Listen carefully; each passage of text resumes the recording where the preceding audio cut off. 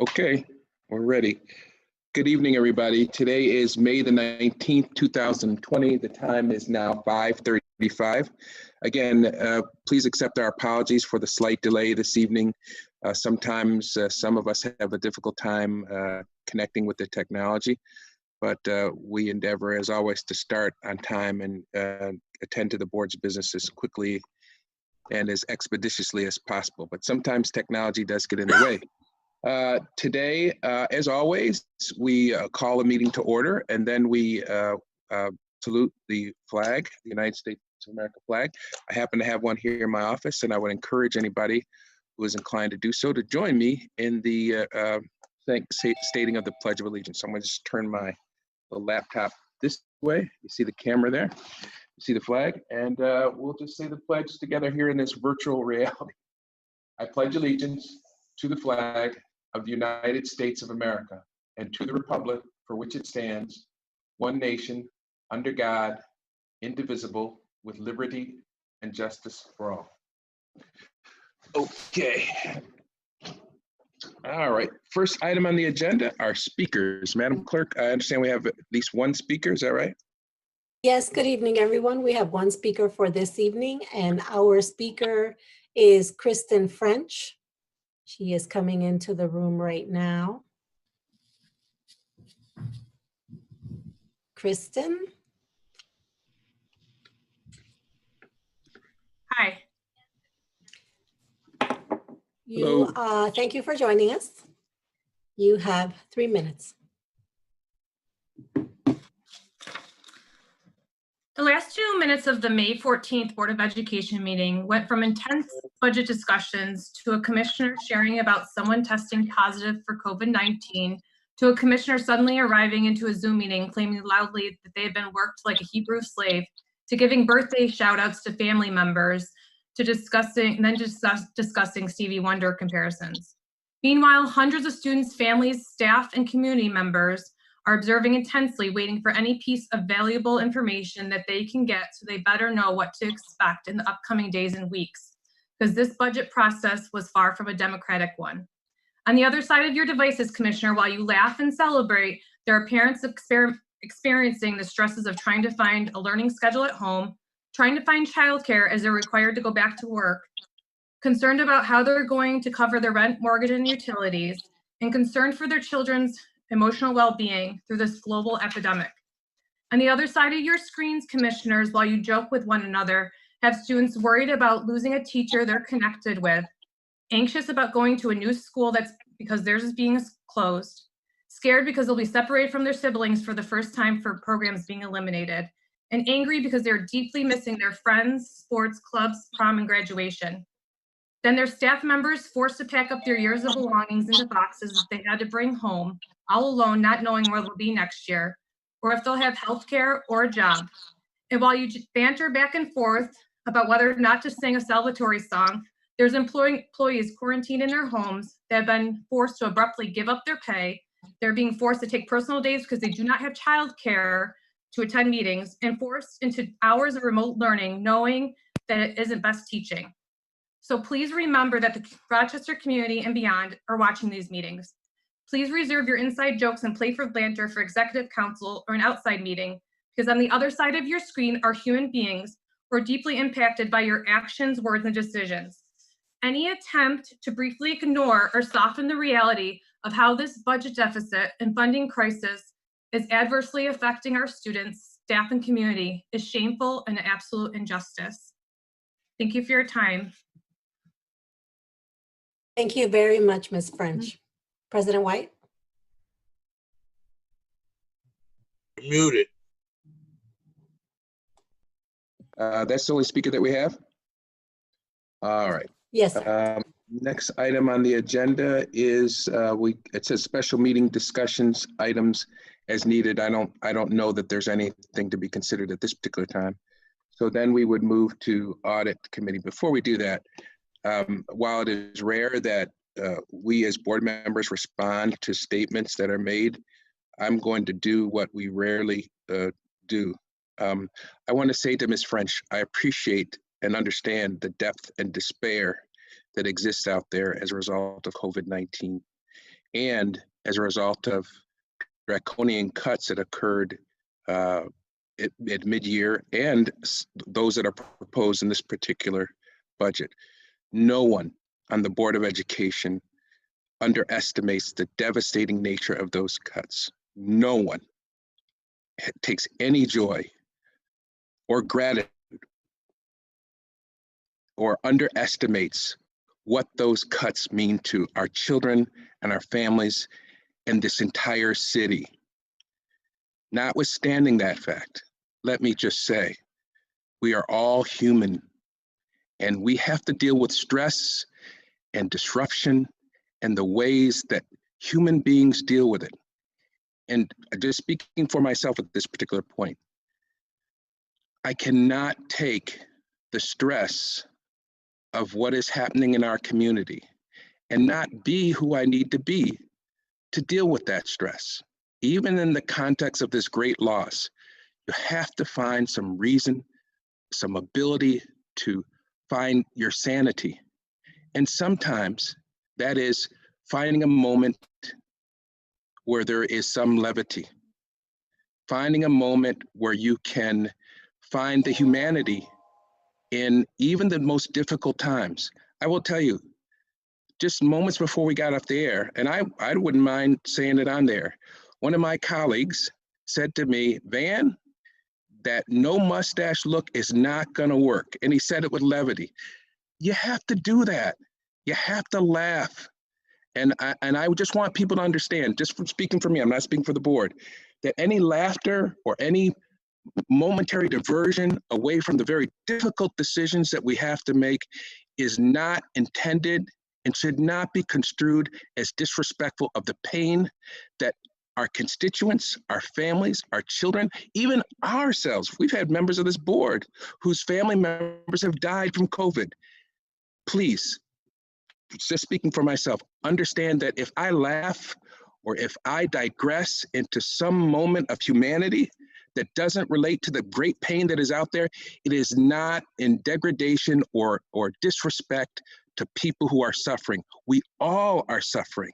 We all have to figure out, though, how do we manage that pain and this great responsibility that we have? So I did not want to let that comment go unaddressed. So laugh at my upper lip if you have to.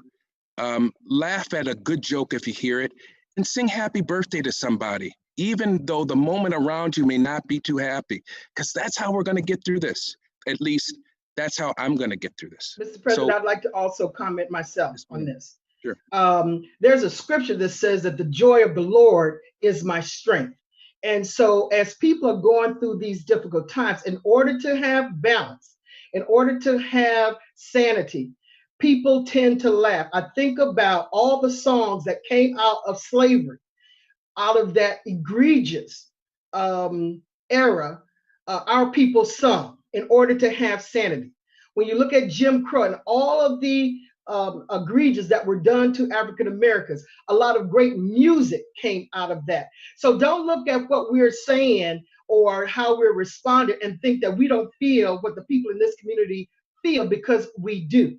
And I will not stop laughing, because I know what scripture says for me, that the joy of the Lord is my strength. If I get caught up in feeling bad or feeling sad, then I become weak. As long as I remain in joy, I am strong. And I purpose to remain strong to get through this time that we're in. And I would suggest that everybody else out there that, yes, it is difficult, but if you keep your joy and you keep positive about it, you will get through it. These are difficult decisions that we have to make. And I will not stop laughing and enjoying my life, because after a while, COVID-19 is going to pass, and you still have to have your joy. You still have to make sure that your families are feeling good and joyful during this time. And yes, it is difficult, but don't criticize us, because this is the way that we respond in order to continue what we need to do in order to survive. Thank you, Mr. President. No one is obligated, but since I violated the rule and I apologize, normally we don't do that, but I just felt compelled. Does anybody else want to say anything? Don't have to, but you could if you want to. All right. Van, I think I'm going to be chairing the audit committee shortly. So let me say that, you know, we don't have nearly as much time outside of our formal meetings anymore, because we're all sequestered in our own homes, to share that personal information and about each other and to bond with each other. And while I certainly appreciate the concern of our speaker for a degree of solemnity, we did save the personal bonding to the very end, including the sharing of family members who died of COVID and those who didn't. My sister-in-law from COVID, my father from complications of a stroke. Would she have us not share with each other our losses so that we can take comfort from each other? I don't think that's what she's asking of us.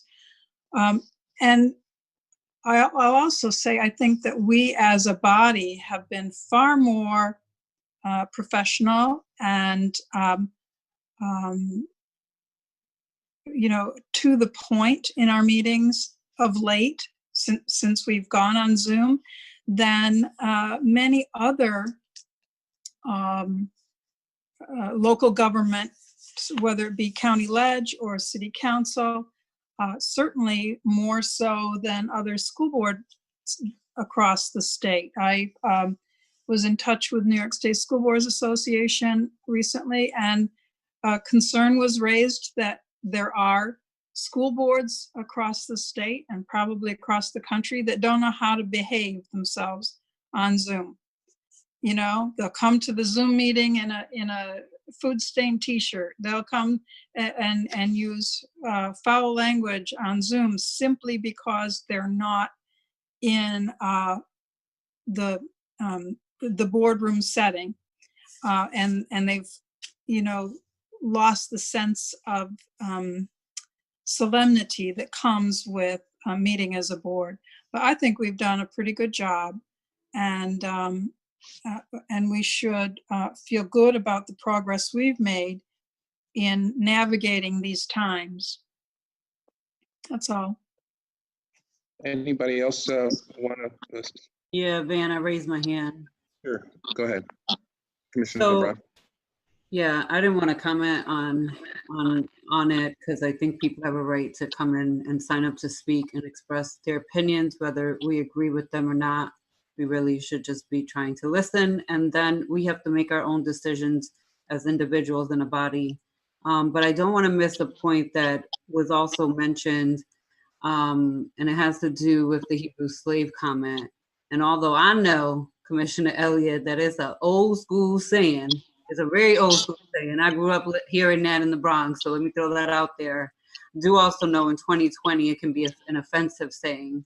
And I know that people felt offended by that comment. And so, you know, I say that to you with lots of respect and love because I have my own relationship with you. But I just don't want to take away that was the comment that really struck a nerve for folks. So I just want to put that out there, and that's that for me. Let me respond if I could. First of all, I don't care what people think when I use that term. Most people who are offended by that term don't even understand what it means. And so I have the right, as they have the right to speak, to say what I need to say. And I will continue to say what I need to say, offended or not. So again, we have this unspoken rule. It's not in our bylaws that we just listen to folks. And every year that I've been on the board, we pretty much, there's been some exceptions, we pretty much paid attention to that. But I think this is an important conversation. It doesn't make any sense to have someone like Ms. French, a committed community person, to come on and say something very powerful and very meaningful and just act like it didn't happen. What I was responding to was this notion that of laughter and talking about birthdays, and I think when you take this concept that we could not, and again, I understand where Ms. French was coming from, but this concept that we couldn't and shouldn't be the kind of board that would talk about and laugh about things, and even talk about things off topic, is really counterproductive. And the irony here is, this is a board who over the years, even before I got on, was vilified for some of the stuff that we did do, the arguing and the debating and the cursing and the attacking one another. And I just think it's important that people put this in context. You're looking at a board that found some, I'm not talking about jokes or anything like it, but just found an opportunity. And I think I think it was important that we talk about that. We could talk about it some more offline, but I didn't want her to make a very important statement and think that it was one of those statements that we should not address at all. It is, and I want people to look at this Brady Bunch screen or whatever they see and see 6, 7, 8 now, our new superintendent, human beings who have suffered loss and have cried and who've seen great joy over a number of things and have laughed. We're no different than you all. And we can't give up that humanity, even though it may come sometimes with justifiable criticism. On that note, I don't see anybody else. I want to welcome, I should have done this at the get-go, but there's always time, even when we make mistakes. I want to welcome Dr. Myers to our team of human servants. And I wanted to know if you, before we get into our bulk of our agenda, where I'll turn over the gavel to my colleagues, did you want to say anything just as your sort of first meeting with the Board of Education? Sure. Certainly. Thank you, President White. I'm continued to be honored to be here. And I think even just listening to this discussion, I think again, discourse, excuse me, is important and very positive. And I'm just looking forward to the fact that this board meeting will be short. So your best shot is somebody else take the gavel, and we'll begin with Commissioner Powell. Thank you. We have a two-part agenda. First, we're going to be hearing from the prospective external auditor, but then we have a second part. We need to go into an executive session. So when we complete the first part, I'm going to ask for a recess rather than adjournment. And then after the Finance Committee would ask that we reconvene the Audit Committee to go into executive session. Is that all right? I actually have a question on that because we have a number of items for executive session. So is there a reason why we have to go into, are we voting after executive session on the audit item? I don't have an answer for you. We can, if there is something to vote on, we can. I don't think so, though. We can. I think it can wait until the end. I think that item can wait until the end. That's what I'm saying. We should. I'm asking that we reconvene after Finance Committee. So. Yeah. So we're gonna have finance and then go to executive session and discuss all executive session items. Okay. Yep. So I'm going to ask Anissa to introduce our guest. First of all, though, we did want to approve our minutes. They were sent out by the materials that were sent by Kalia. They were from the last meeting, which was when we did the internal audit plan on the 24th of March. They did go out to the board, and we do want to approve those minutes before we move into our next item. Do I have a motion? Motion.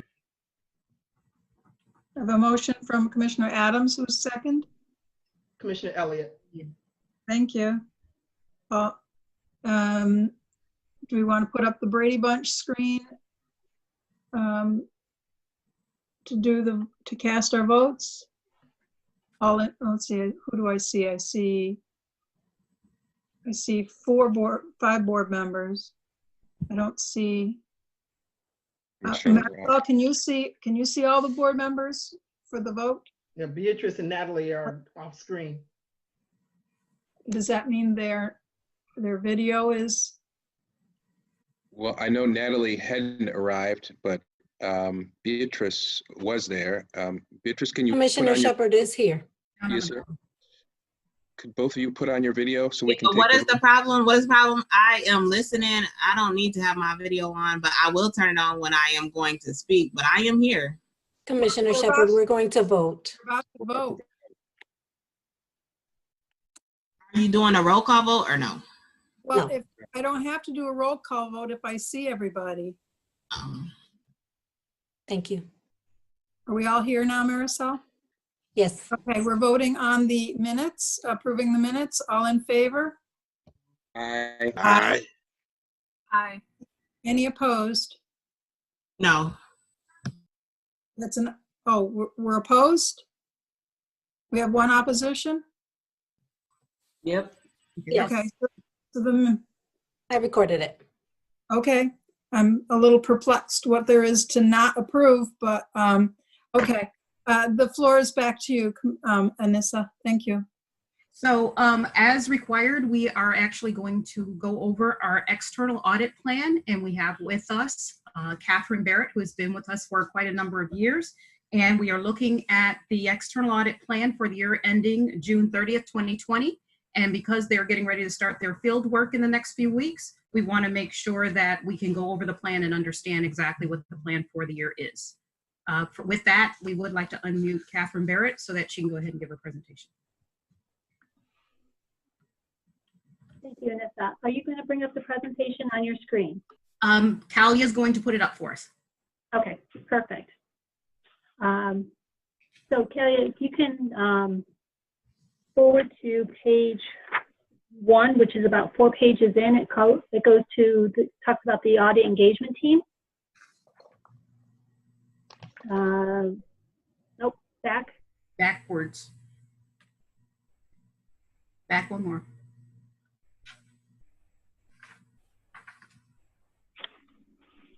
Couple more. You're There you there. go. Okay, so this screen tells you who the primary people are that are responsible for the audit. I'm happy to say that we've been able to maintain consistency with the senior managers and supervisors that are going to be overseeing the audit processes. Christian Towns is our single audit manager that will be overseeing the audit of your federally funded programs. And Matt Strauss, who's been the engagement supervisor for a number of years, is going to oversee the day-to-day audit operations. The consistency is important to maintain because they have the knowledge and the experience and the insight into how the district operates, the people, the history of transactions and events. But with that, we do cycle in new staff auditors that are responsible for performing the detailed testing. So we've arranged a team that kind of gives you the best of both worlds, maintaining the consistency of the senior management team, but also the insight of new staff auditors that are looking at the transactions with a fresh set of eyes. Next page. This page talks about our understanding of your needs and expectations of us throughout the audit. The first item is to maintain consistency, which we've been able to achieve. The second item is to avoid surprises. Surprises are great, but not in an audit. Nobody likes to be surprised by audit findings. I can tell you that, my experience with Anissa, with Carrie Couples, the director of accounting, you've always had open lines of communication. We've had communications prior to this meeting to discuss, what has gone on in the district this year that could have a impact on our audit plan. They're always not shy to contact us if they have any questions or concerns about events or transactions within the district, so that we're all on the same page and have open lines of communication. Upfront planning and coordination, that started a couple of weeks ago as we talked and developed the audit plan for the school district. And then lastly, timely resolution as events unfold. If we were to experience any delays, if we were to have any findings during the audit, making sure that the people that need to know about those are well aware of them, again, so that there's no surprises when we go to this meeting after the audit of any events or circumstances that came to our attention. Is there any expectations of us from you that are not listed here that we need to be aware of?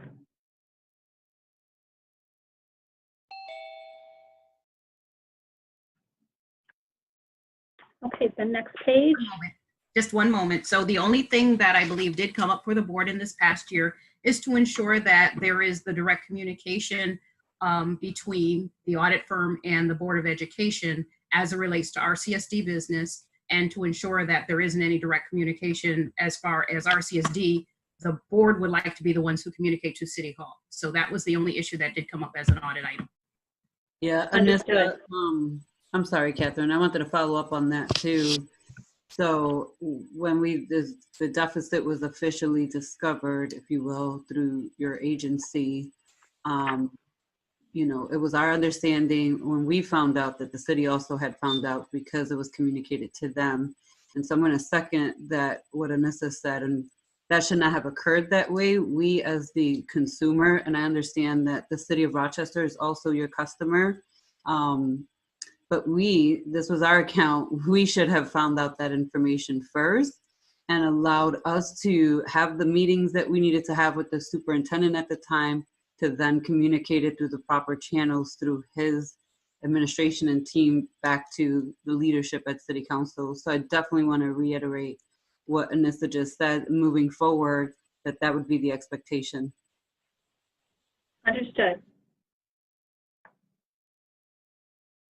Any other comments? Okay, the next page talks about the reporting timetable. So we will be performing our interim field work the first week of June. It's our expectation that we will be doing that remotely.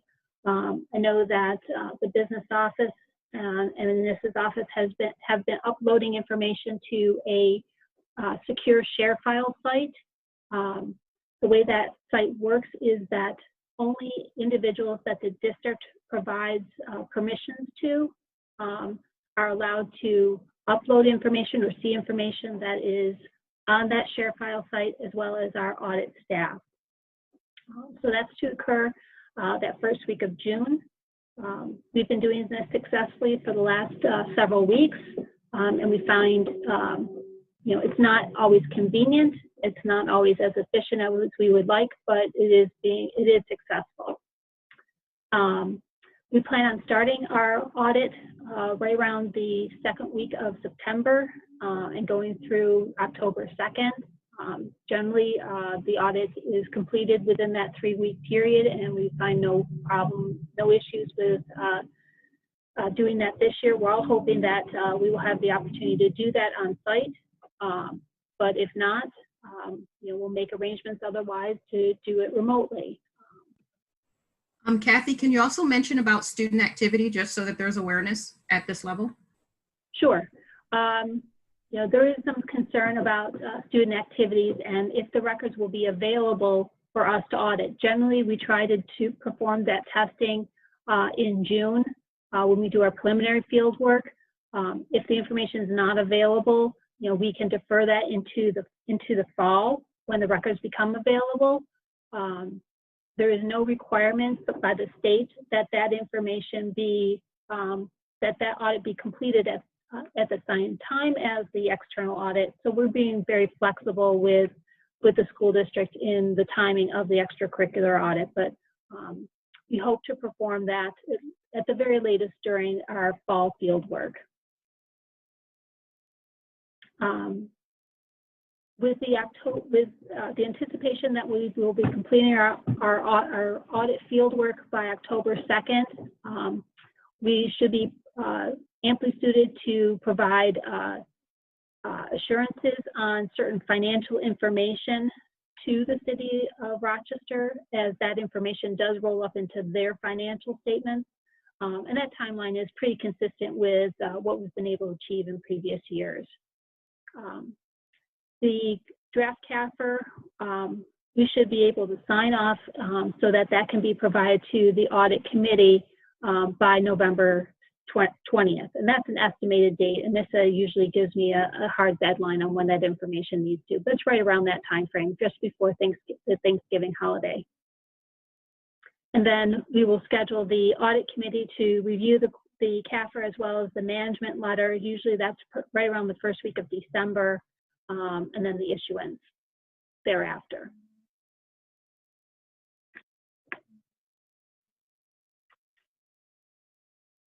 So here we talk about the key stakeholders and what the objectives of the audit are for these key stakeholders for the Board of Education. And hopefully our audit provides credibility to the financial information that they receive on a regular basis. I know that that's been a concern given what occurred last year. For the audit committee, you do have a fiduciary responsibility to oversee the audit process.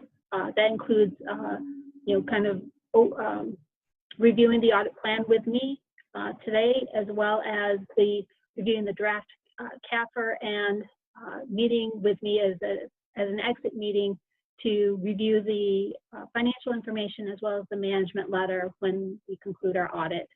And then for management, to be a sounding board, somebody that can provide information on best practices, if there's any compliance issues that there's concerns with, to just be somebody that's a resource for management as you go throughout the year.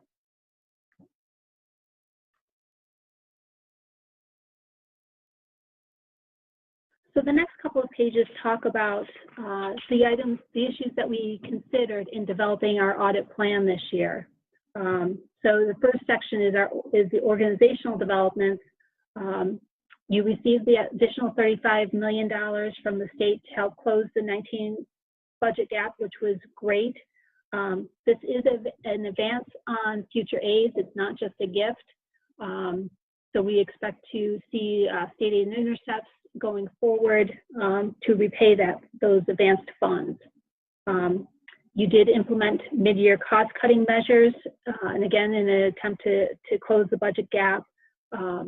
So we're expecting, some variances within the expenditures as a result of those cost-cutting measures. You've issued grants during the year to help with cash flow. So we'll be evaluating those transactions. I'm also working with the district in evaluating the financial issues within the official statement that will be going out tomorrow. And in there is a plan to hopefully reestablish fund balance as a result of operations. So that would be a key indicator of the financial performance this year. As far as operations, you did change some of your encumbrance accounting procedures. So we will be looking at those transactions during the audit. And that was just in some very specific areas such as charter school funding, BOCES expenditures. Then you've got the issue with COVID-19.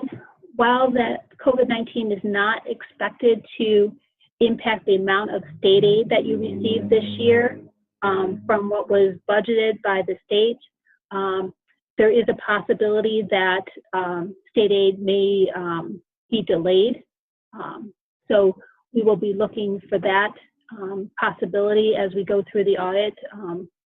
We're expecting to possibly see some increase in the state aid receivables, although not a change in the state aid revenue. But that all depends on the cash flow position of the state.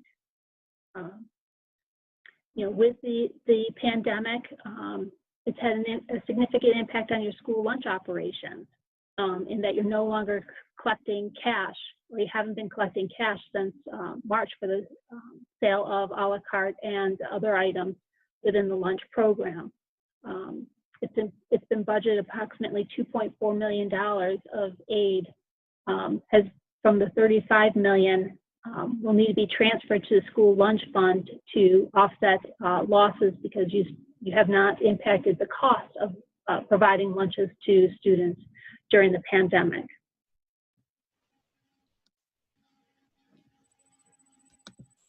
The last item is, in response to the pandemic, is all cost-cutting measures and evaluation of the suspension of contracts that are not necessary when students are no longer in school.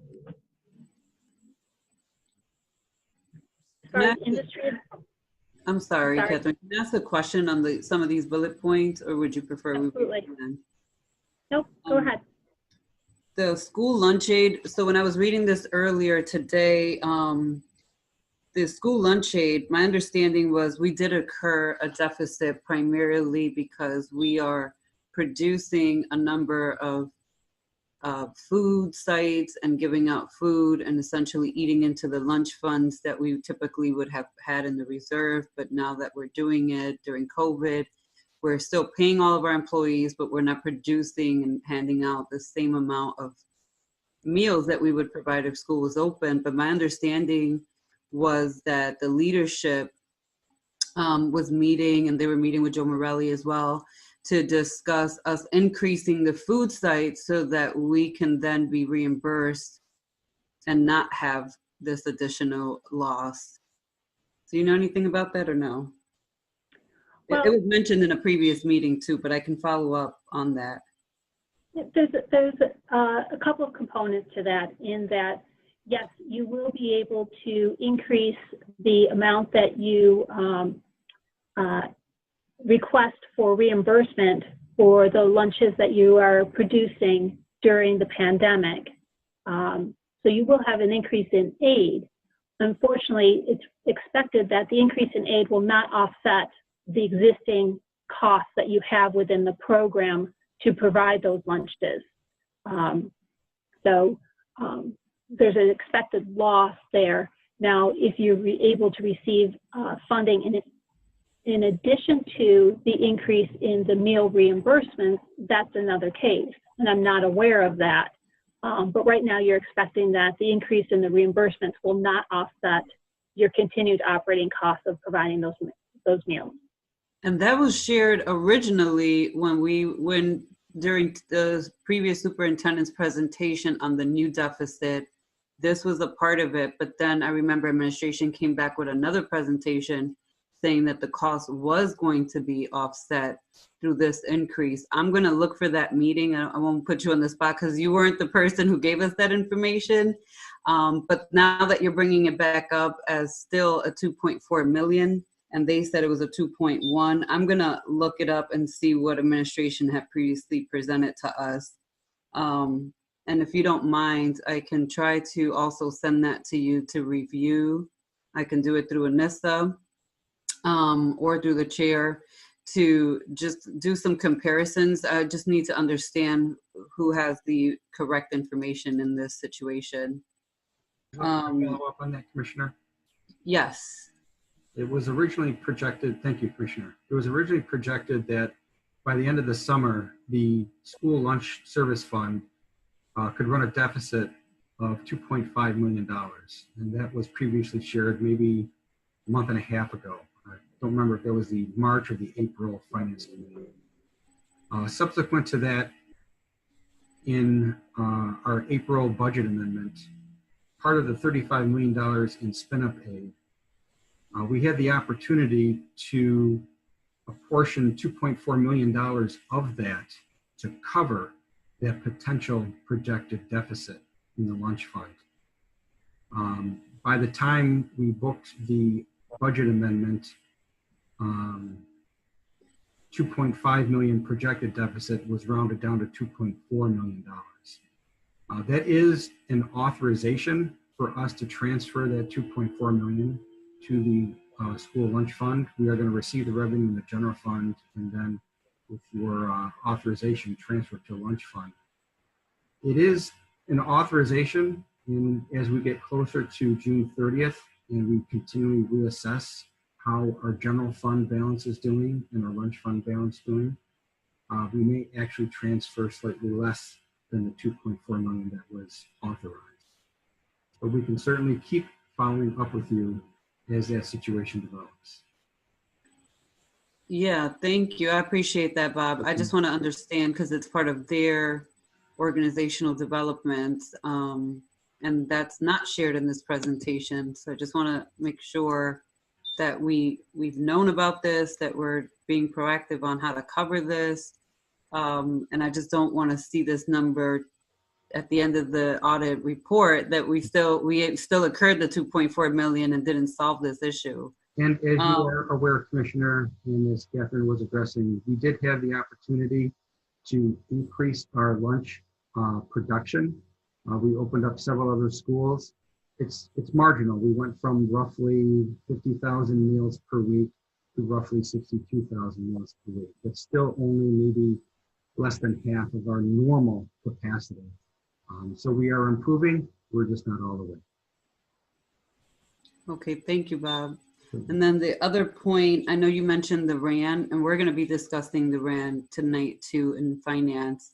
So I appreciate that you mentioned that because we are going to have a resolution on May 26th, but we'll talk about that more in details about that resolution and the finance portion of it. So I don't know if you're aware in the presentation that we are going to have another RAN. I think the expectation was that you would have another one, yeah. Okay, thank you. But the expectation was it was going to be subsequent to June 30th. Obviously, if that changes, you know, I'm sure that Anissa or Carrie will let us know. Okay, thank you, Catherine. As far as industry developments, you've got the short-term and the long-term impact of the pandemic. You know, this is going to have a significant impact on your revenues, not necessarily for the 1920 year, but for the 2021 year and then going forward. You know, the 2021 budget froze foundation aid at the 1920 year level, but it also included a pandemic adjustment, which essentially reduced your foundation aid, but then it was backfilled with federal stimulus aid, so that the total amount of aid didn't change between foundation aid and federal stimulus aid. You know, there is concern that the governor could further reduce that pandemic adjustment depending on, you know, certain budget measurements at the state level. If the state budget projections vary by more than 1% on either the revenue or the expenditures during 4 different measurement periods, the governor can further reduce state aid to school districts. That's a concern. And then going into 21-22, the question arises whether the state will have the resources available to replace those federal stimulus monies with state aid. So this is going to be a long-term problem for all school districts in New York State, and a big concern going forward.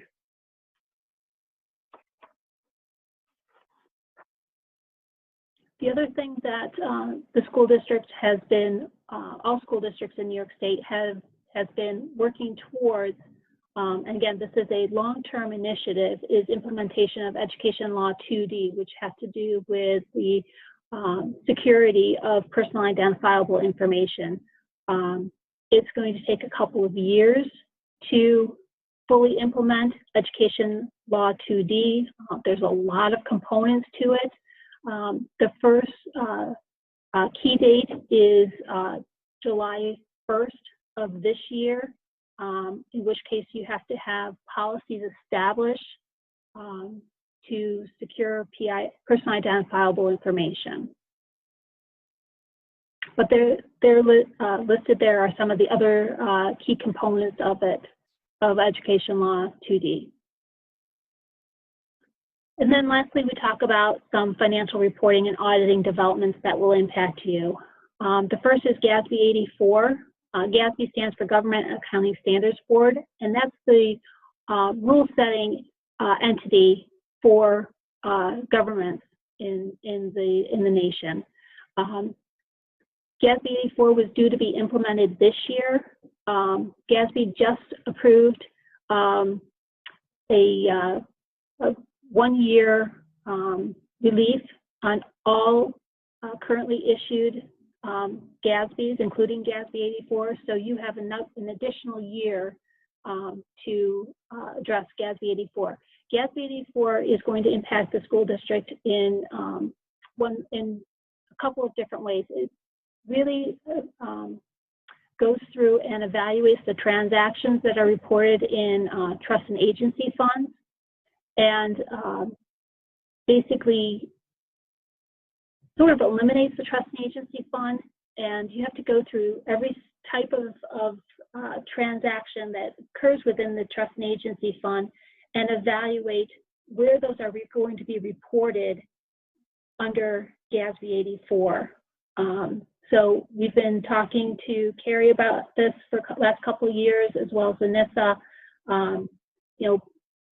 evaluating all those transactions and putting together a plan of where those transactions will need to be reported going forward. There's sort of decision trees that have been released by the AICPA and GASB, as well as the State Controller's Office, that will help you walk through the different types of transactions and how those transactions will be reported on your financial statements going forward.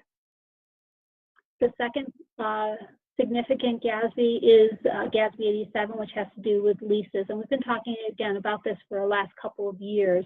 That will be postponed till 2022, but you really need to start maintaining a inventory of all the different leasing type transactions, both as a lessee and a lessor, because those will have to be evaluated under GASB 87, and it effectively changes how those transactions are reported on your financial statements.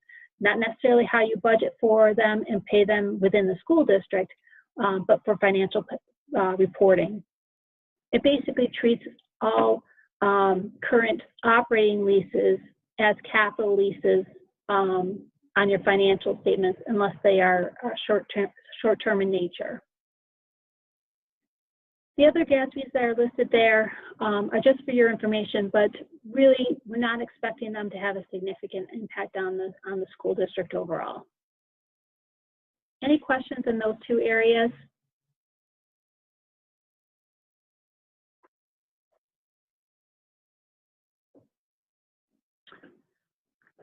The remaining components of this presentation talk about our strategy, each individual area of audit risk, and our approach to those risk areas for our audit.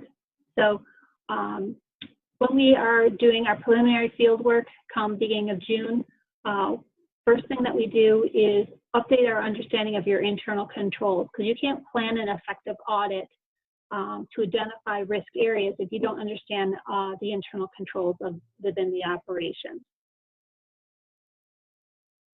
When we get to actually performing the financial audit come September, we do gather so much of our information that supports and validates the information contained in your financial statements from third-party sources. We perform confirmations of cash balances, state aid receivable and revenues.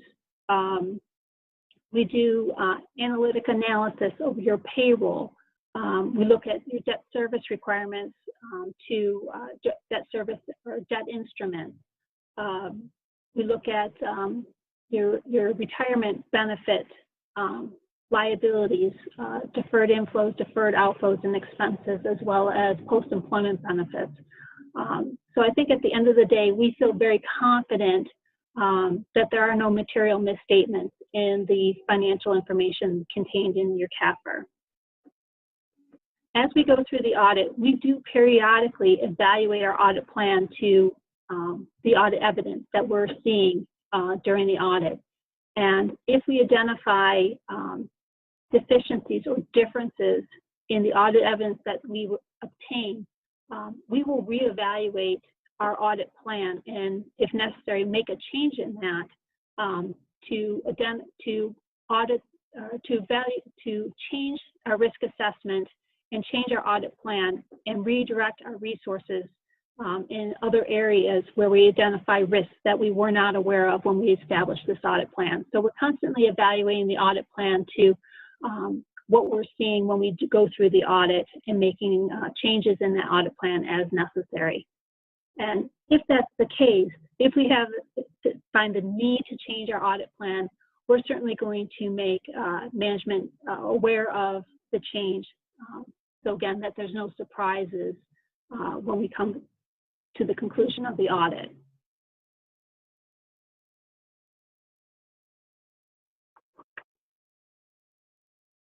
So these last few pages talk about the different areas of audit risk and then our approach to each one of those areas.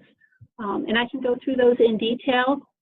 If you've had the opportunity to read through this, I'd be happy to answer questions that you might have on any of these individual areas, whatever your preference is, Chairperson. Chairperson Powell? Yeah.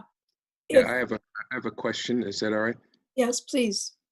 Yeah, and I'm sorry, Catherine, if you've gone through this already, but and I know our new superintendent is listening intently, but as you all recall, we had some difficulties last, I think in 2018, and if it weren't for your firm and our Auditor General, we wouldn't have learned about those disclosures. So we appreciate that work.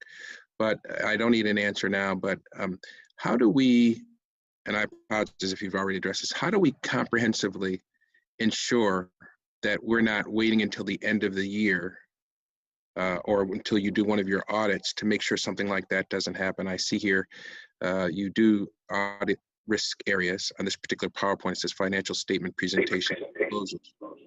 That we in fact had a problem with the financial statement and its presentation. Again, we thank you for having identified that down the road, but how do we, and you don't have to answer this now, but how do we prevent that kind of thing from happening again? The board, sadly and ironically, was blamed for that. People often accuse us of micromanaging, but those very same people were saying, oh, why weren't you at the wheel when that was happening? But those people also told us to stay in our lane. So how do we, utilizing your abilities and your skills, make sure that this doesn't happen again? And maybe it's something that the superintendent, Dr. Myers, works on in conjunction with you. But I got to tell you, that's my biggest concern. I'm glad that you found the problem, but because you're only, can only do so much as an external auditor, the problem was found too late. And it was a problem that people would say, sort of two-faced people would say, oh, you should have caught it. At the same time, those very same people would say, oh, you're messing in our business. You're staying in our lane. Obviously, I'm trying to make a point here that I don't think it's been made enough. But beyond the point, how do we prevent something like that from happening again? And I know our superintendent is, when she gets the time and she has the opportunity, she's going to find a super qualified chief financial officer. But in the meantime, how do we make sure this doesn't happen again? That's a difficult answer to provide, because it does take open and honest communication between, your finance department and the audit and finance committee. You as the finance committee have to understand how to read the financial information that is provided to you and interpret it, and I guess ask questions when you're not clear. At the same time, I think that it's incumbent upon the the CFO and the finance department to provide you with financial information that is thorough and detailed enough for you to interpret and make important financial decisions, on a regular basis, not just at the end of the year. I have to say that, when we were provided the CAFR, We had no audit adjustments as a result of our audit last year. The information contained, financial information that we were provided to audit was accurate. It was a matter of that, I guess, the finance committee was not provided with clear, concise information throughout the year that allowed you to identify that there were problems and make those decisions in a more timely manner. I'll just be honest, and I know you couldn't have an answer for us, but Dr. Myers, we're going to have to figure this out, because that is just, again, it's the role that we're asked to play. Vice President Ellie and I talk about this all the time, the role that we're asked to play. And if we get involved in the weeds, if we get it to 10,000 at the 10-foot level, people say you're micromanaging, you know. But Catherine is telling us, hey, listen, you have to really get involved here. So we'll have to figure this out. I knew, Catherine, you weren't going to have an answer for us, but I got to tell you, that answer is not going to get us solve this problem. And Dr. Myers, it'll be the board, you and your CFO that will help us get. But this is a significant issue of governance, and it's an important one. And Catherine just said, well, you know, you weren't given all the details. Well, on top of the fact that we're being told to play these dual roles, let's be honest about this. While some of us have a great interest and maybe some expertise in the area of finances, the level of detail, I mean, it took an auditing firm to find this out. She said the information that we were given wasn't inaccurate. So all I'm saying is, Dr. Myers, we have to really figure this out. You know, what is our role?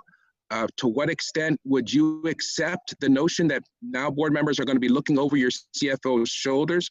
Let's get this resolved so that there's not any conflict about, ooh, the board is overstepping its boundaries, because what we went through suggests that there should be no limit to our ability to look over someone's shoulders and see if the I's are crossed and the T's are dotted. Dr. Myers, I'm glad you're coming now. You're hearing this conversation, because this is a significant one. It is the very reason why we're having this conversation today, is because something happened in 2018. You know the facts.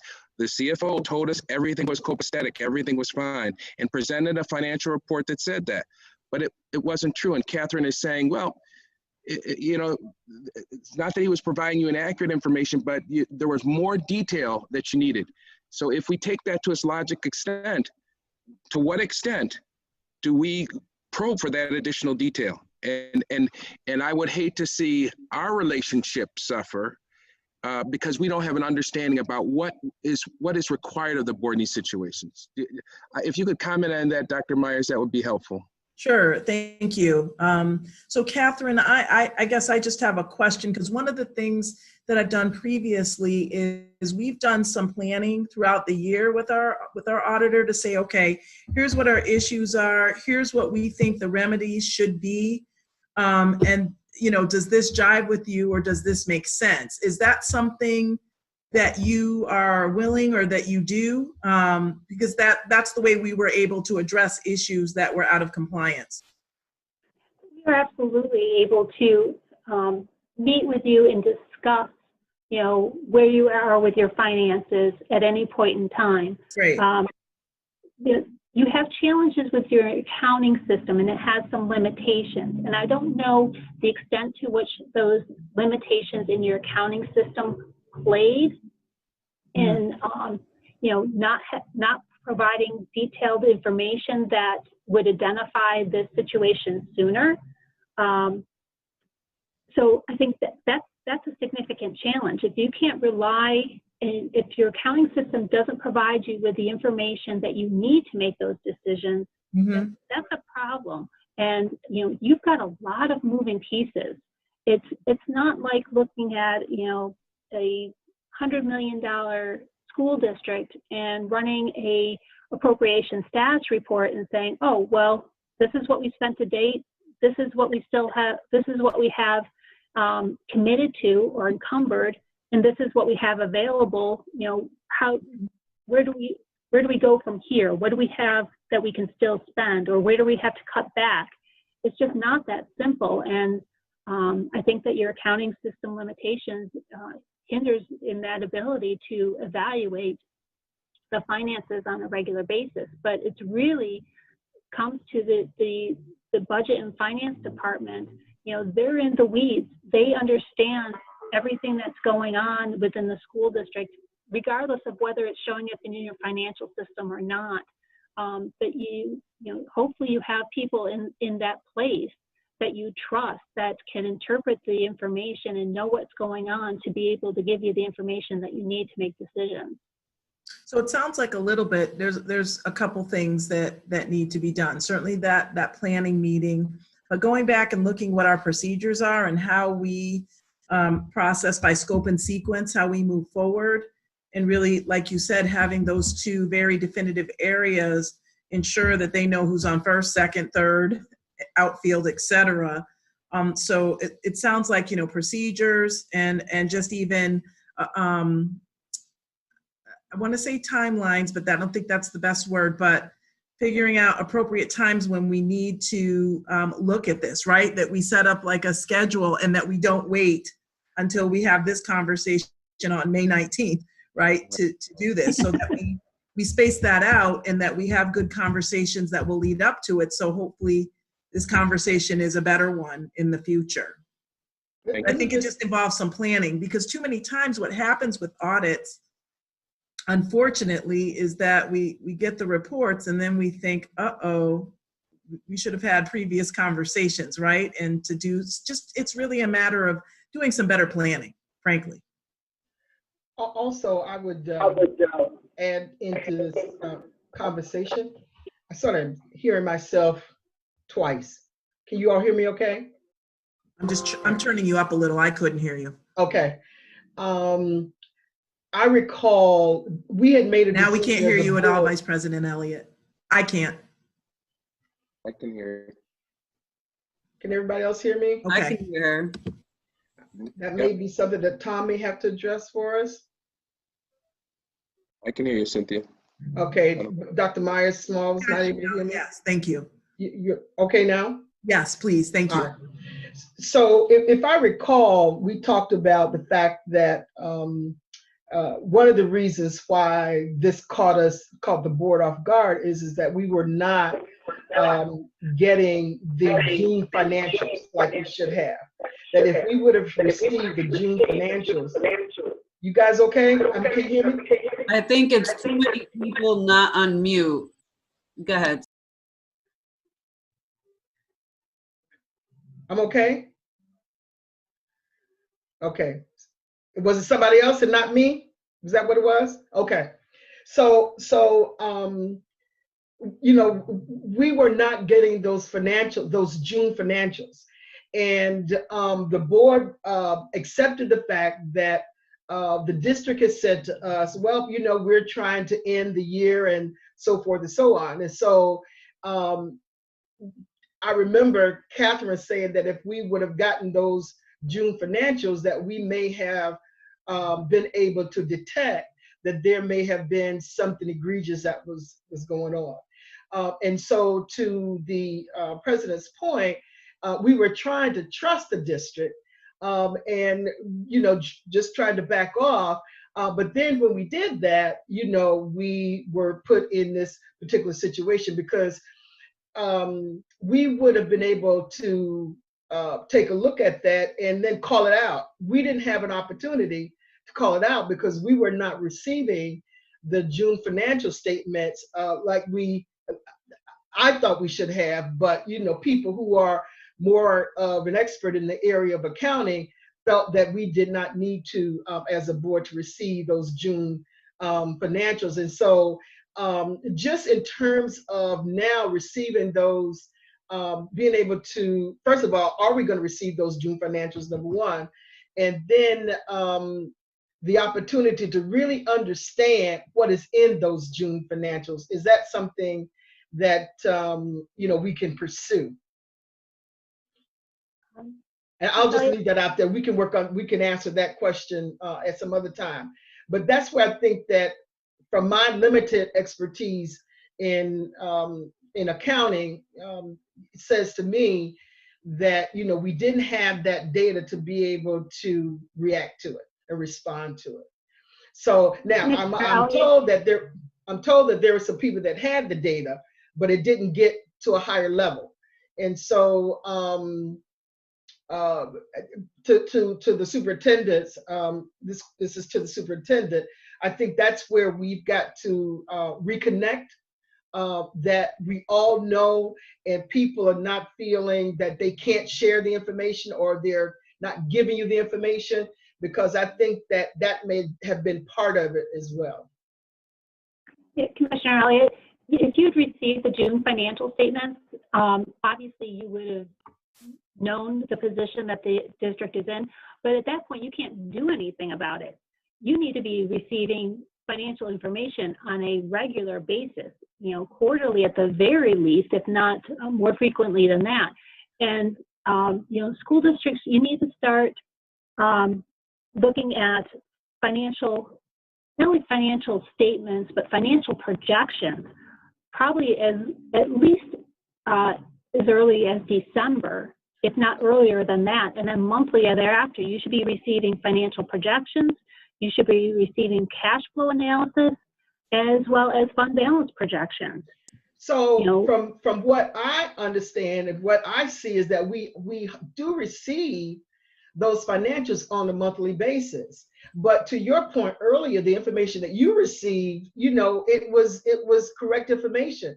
We're under the impression that the information that we receive is correct information as well. And so for those of us who, and maybe this is where the Auditor General comes into play, but she may not receive the correct information either, you know, it gets to, and I remember asking you this question, what questions should we be asking?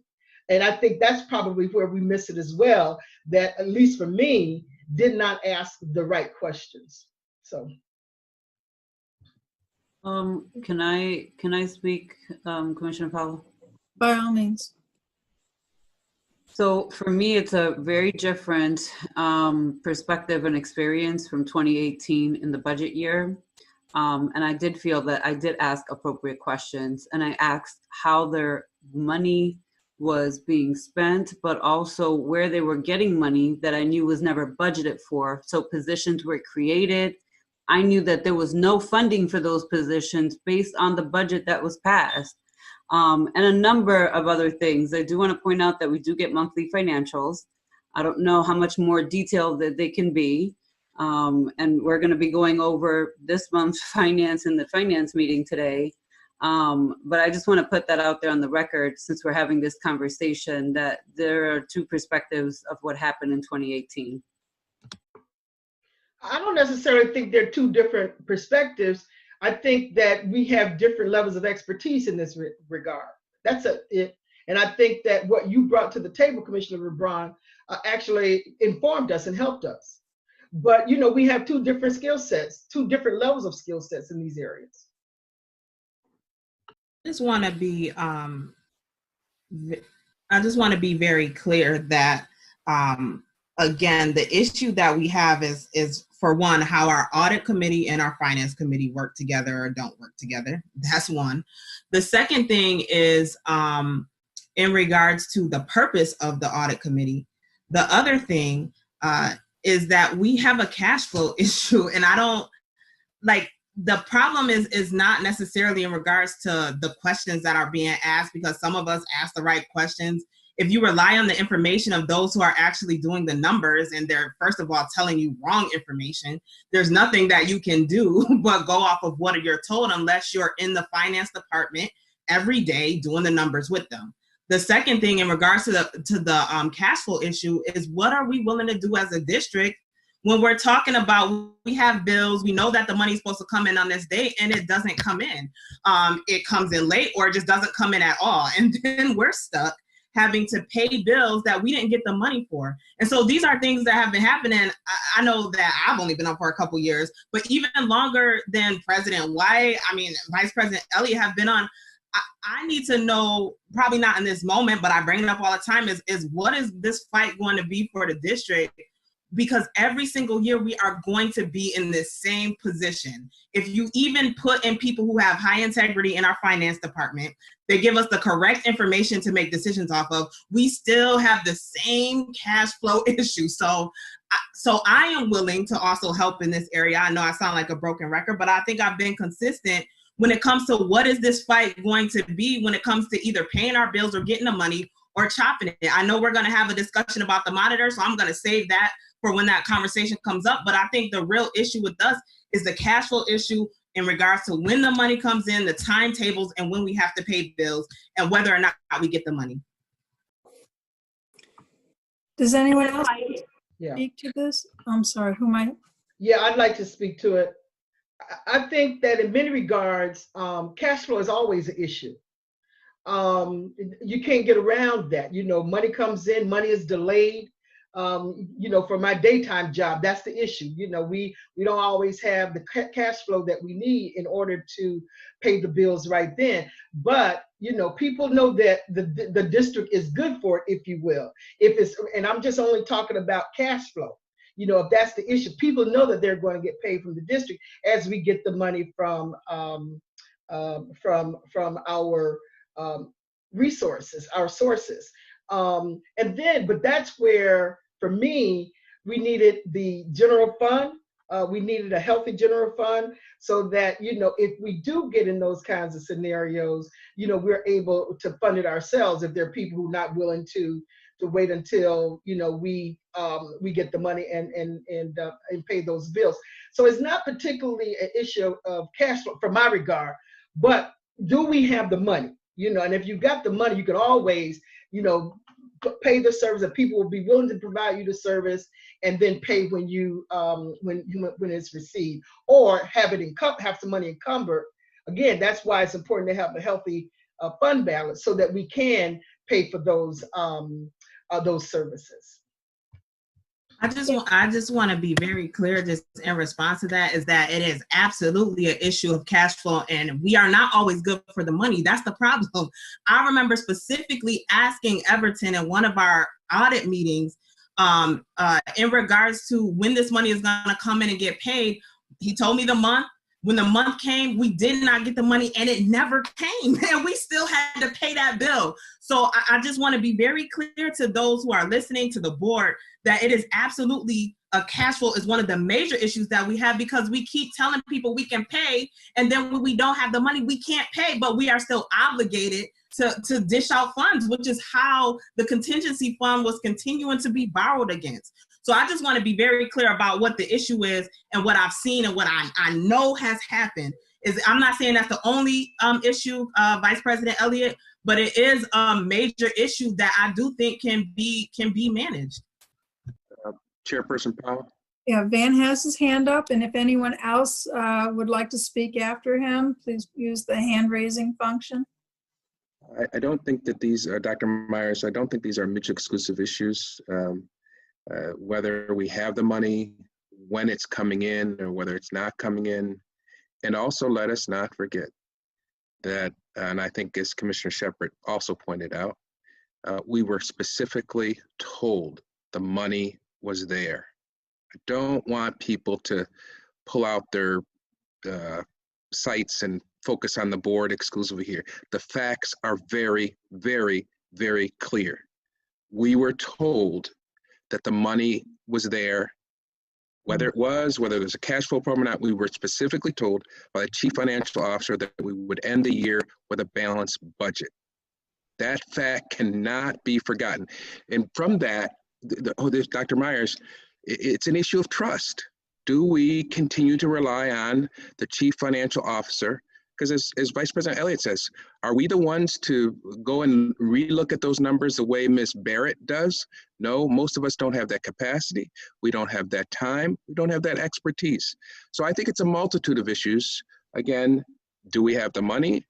When is the money coming in? But let us also not forget, Dr. Myers, this is your burden, because this person is going to be on your cabinet, and only you can decide who that person is. And you will be, the board has no supervisory control. We can't fire or hire that person who gives us those numbers.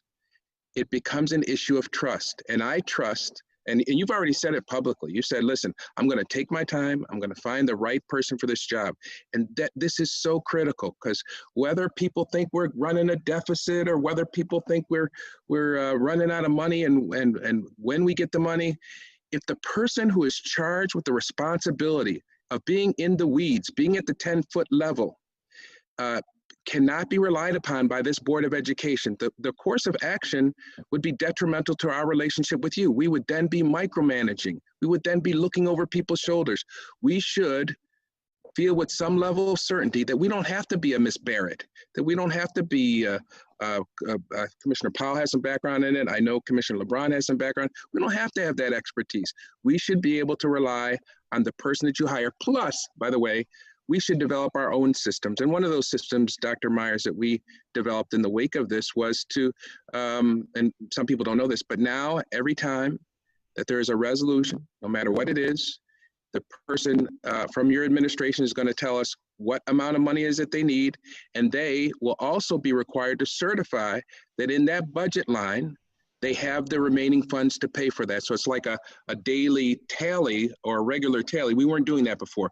We're doing that now. So there shouldn't be any surprise. So there are mechanisms that we can create, and we would encourage you to provide other suggestions about what we can do to sort of, as you say, have a plan to make sure we're not waiting until the end of the school year. But obviously, having the quarterly reports, the monthly reports is not enough. You have to have trust. You have to have the money coming in when it says it's coming in. You have to have the money, but you also got to have a person that is at that 10-foot level that we should be able to trust. And I know you will take the time to find that right person and to implement that plan. President, Okay. something. Oops, sorry, Commissioner Powell. Dr. Smalls, we have a little bit of a stack, and before I let you speak, I would just want to say that I think that this is a useful conversation for Ms. Barrett to hear, just to get a sense of the commitment that this Board of Education has to financial stability. We have, so if you would go first, after that we have Commissioner LeBron and then Commissioner Adams.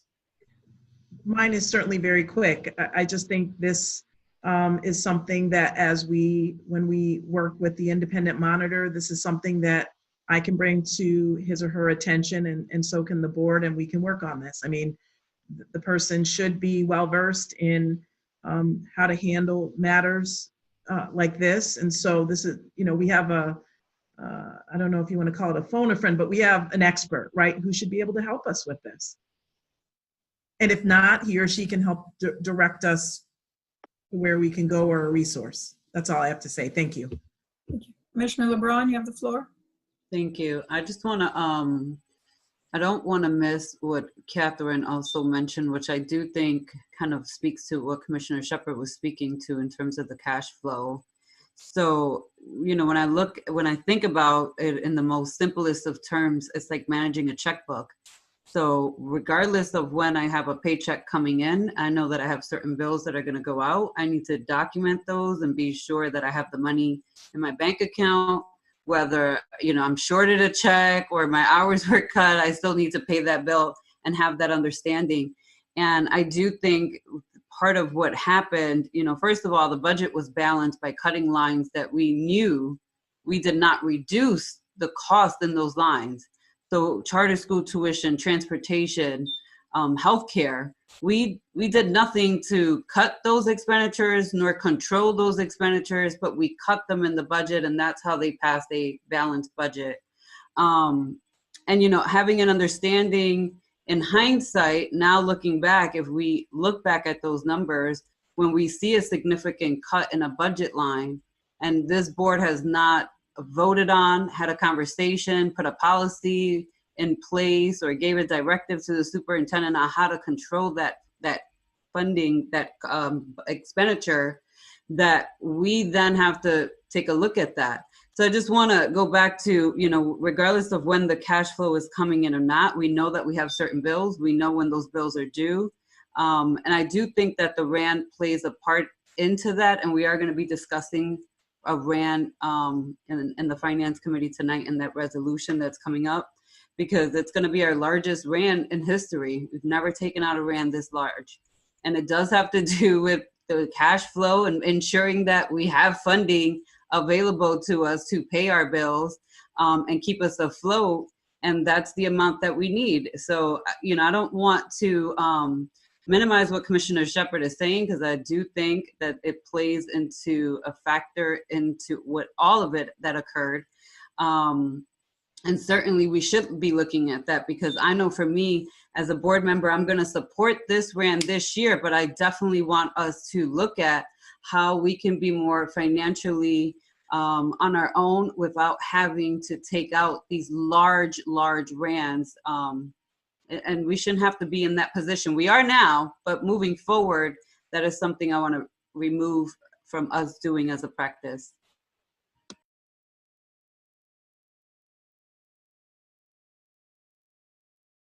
Commissioner Powell. Commissioner Adams has the floor, and Commissioner Elliott is on deck. Yes. So for me, all this is new. All this is new. It's a new language. It's like Common Core math or something. They call it under budgeting and over budgeting.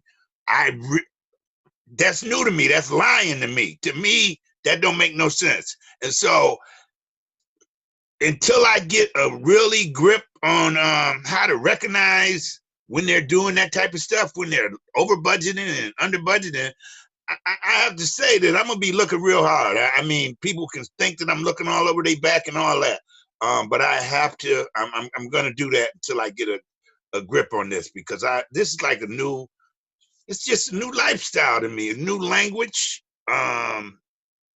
Under budgeting and over budgeting. I never forget that. It's like Common Core to me, and I don't understand Common Core either. So I'm working. I just had to say that. I'm going to be watching. I have to watch. Okay, Commissioner Elliott. Yeah, I just wanted to say, I think this is excellent conversation. And for me, it talks about our need to really be informed about the entire financial process. And so I think even with this conversation, I think that, people now know that we are really watching. There have been there's great conversation here. If we can get in a position where we don't have to borrow, that'll be great. I don't see that happening, but I could be proven wrong, particularly because of everybody else's financial position at this time. But I think that again, this conversation has really helped in terms of us having our eyes on the ball on this process. So there are questions that, and even more training may be necessary around this to really understand the kinds of questions that we need to be asking. And I get back to Commissioner LeBron with the kinds of questions that she asked. It helped to inform this board, because many of us, my background is not necessarily finance. That's why, I didn't necessarily want to be on I was not necessarily anxious about being on the finance committee. I thought that there would be greater minds than mine that could represent us in terms of oversight of the budget. And so I'd like to have this kind of conversation to continue, because I think we all get better and get stronger and get more informed as we have these conversations. So I really do appreciate the conversations. I agree, Commissioner Elliott, that it has been useful conversation. It's been, I think there's evidence that we're all to some extent traumatized by what happened and are still trying to process it. I would like to return the floor back to Ms. Barrett and allow her to finish her presentation. Thank you, Commissioner Powell. I just really wanted to bring one last thing to everyone's attention.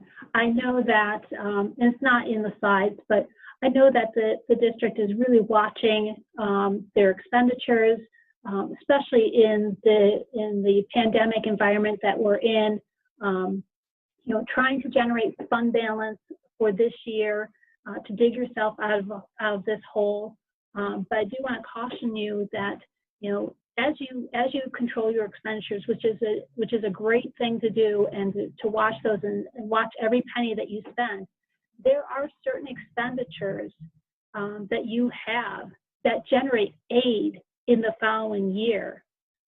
So you know, you need to have somewhat of your finance department needs to have an understanding of, you know, where those expenditures are, so that they can properly inform the powers that be that as you cut expenditures, you may be impacting aid come next year. And one of those most significant areas is transportation aid. Transportation aid generated about $69 million of revenue in the 18-19 fiscal year. So as you reduce transportation costs, you're also reducing the aid that you receive the following year. That's a good point, and I see your hand, Commissioner Elliott. And the important thing with regard to transportation aid is that anything that we do to alter that landscape has to be a permanent fix. That is to say that the revenues or the expenses will remain low year after year after year. Otherwise, yeah, we can't take like one shots, as I think is the term, in those kinds of expense and revenue dynamics.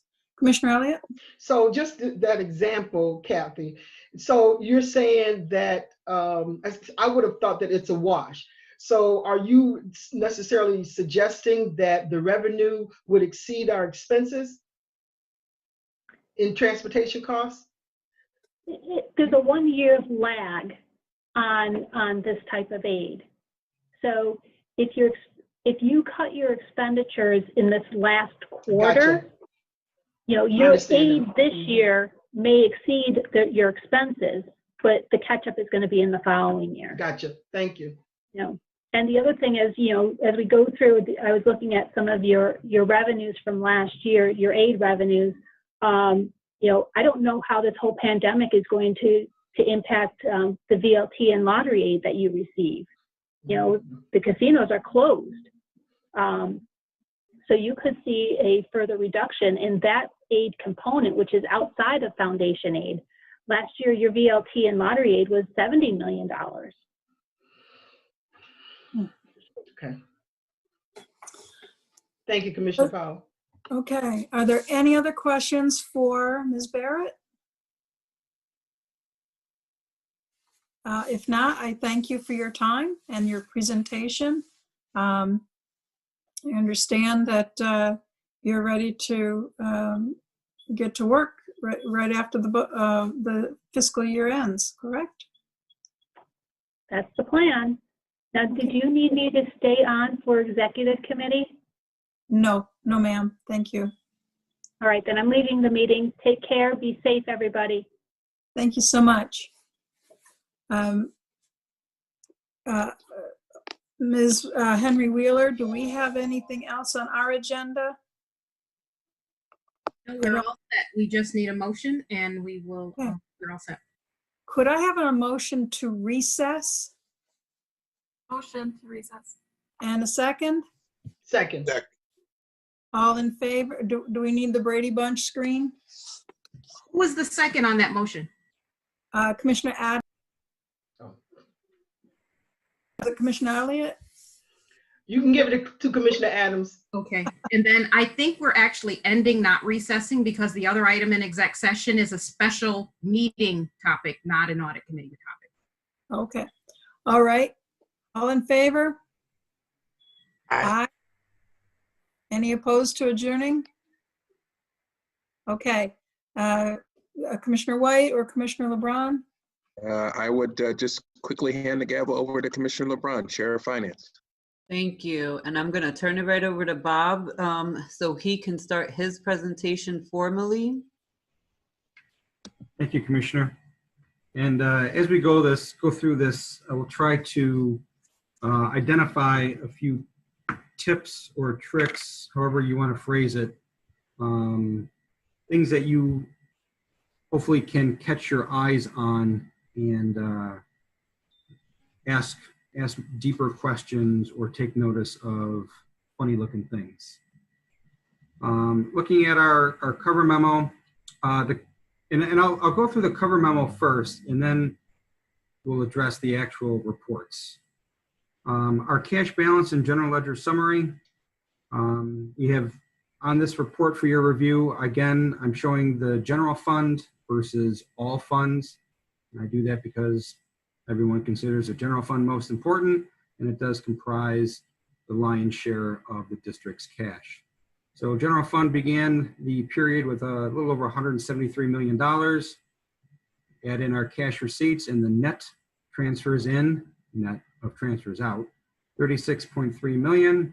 Our cash disbursements of almost 78 million leaves us an ending general fund cash balance of 131 almost $5 million at the end of April. Little tip or trick, you have these reports each month. Go back a couple months, February, January, whatever, March, and take a look at the cash flow projection. Back in February, what were we thinking our general fund or all funds cash position might be end of April? I did go back a look for the past several months, and the general fund balance of 131 almost 5 million is relatively consistent with our cash flow projections for the past several months. If you find that we were wildly off, you should ask deeper questions. Maybe something happened. It could be simply a timing issue. But that's an opportunity for you to note a significant difference and ask a deeper question. I remember probably back in February, one of you also asked me, wow, 131 million, that's a lot of money. Is it? Is that too much? Is it too little? Is it just the right amount? I responded, and I'll remind you again, at the end of the year, when you see our year-end CAFR, take a look at the general fund's cash position as just a very general rule of thumb. One rule of thumb is to expect to see a cash balance that represents roughly 2 months of your budgeted operating expenditures. Looking at our general fund, about 2 months worth of budgeted expenses is about $130 million. We have that now. You'd like to see that on your year-end CAFR. We're not going to get there this year. And with that, that's a nice segue into section B, our cash flow projection. The cash flow projection shows for the combined general fund, trust and agency funds, and our lunch funds, a summary of the actual monthly expenses, receipts, and then projects it out to the end of the school year. So as of April 30th, the district is projecting to end the current school year with an available cash balance of about $98.5 million. Now that is inclusive of the $35 million in spin-up aid that the state budget authorized for RCSD. Had it not been for $35 million, we would be projecting about $63 million. That is roughly consistent with where the district ended last fiscal year. And you ended up needing to borrow money in Iran, and there were additional projected shortfalls. So the almost $5 million puts the district in a better cash position, but you're still not quite at that 2 months worth of general fund expenses. We'd like to be ending the year at $130 million. I will say though that, again, take a look back at some prior months' cash flow projections. We're getting better. I went back, I looked at January, February, March. Back in January and February, we're projecting to end the year with like 42, 45 million. Absent the 35 million of spin-up, we'd be at 63. So we are seeing improvement. And that demonstrates the positive impact on cash that the mid-year reductions that were imposed back in December and January, plus our school closure due to COVID-19, that does demonstrate the positive impact on cash that these are having, especially over the past 4 months. Commissioner LeBron gave you a heads up that there's a word of caution. And that cautionary note is that despite the district's improved cash projection at the end of the year, we will have to issue another revenue anticipation note. Likely in August, somewhere in the middle to late August, for cash flow purposes. And you're going to see in May, at your May business meeting, a resolution seeking authorization to issue an amount not to exceed $100 million. The exact amount of the RAN will be determined at the time of issuance in consultation with both the City of Rochester and the city's municipal advisor. That's Capital Markets Advisors. Just a quick note, why we need to consult with the city and the municipal advisor so closely. And for your information, for the past several months, we've been having weekly cash flow conference calls with them. I think you know, but just to be clear, the City of Rochester manages our bank accounts on our behalf. It's your cash, but the city manages the bank accounts. And there's a good reason for that. The City of Rochester, we are a dependent school district. That puts the city responsible for our debt and our cash. They effectively are the district's backstop when we don't have enough cash.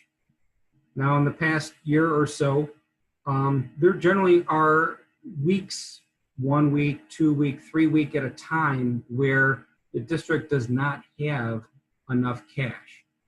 Our cash goes negative for 1, 2, or 3 weeks at a time at different times of the year. The city covers us. So they will float us the dollars we need to keep paying our bills until the next state aid comes in and we can pay them back. Going into next school year and our conversations with the city, you all know that New York State has its own fiscal issues. And there are certain times of the upcoming year when the state is going to assess how it's doing on its revenue collection. And when the revenues fall short of where their projections were by more than 1%, the director of budget has the authority to start making adjustments to the amount of aid they pay. The City of Rochester, like many municipalities, are very concerned that very soon they could see their aid cut by upwards of 20%. And that might be a conservative projection, but it's all going to depend on where the economy goes.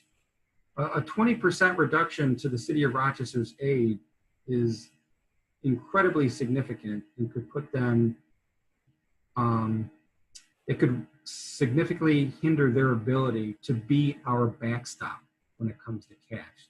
So in our conversations, they asked us, what would a revenue anticipation note look like in order to prevent RCSD from going negative on cash? And for the past several weeks, consistently, it appears it would take $100 million to prevent a need of the city to be our backstop. Hopefully that will continue to improve. We still have a few more months before it's actually time to issue that revenue anticipation note. But like I said, we have these conversations each week with the City of Rochester, so we will keep you apprised on that. I go to Schedule C, which I think is the next page.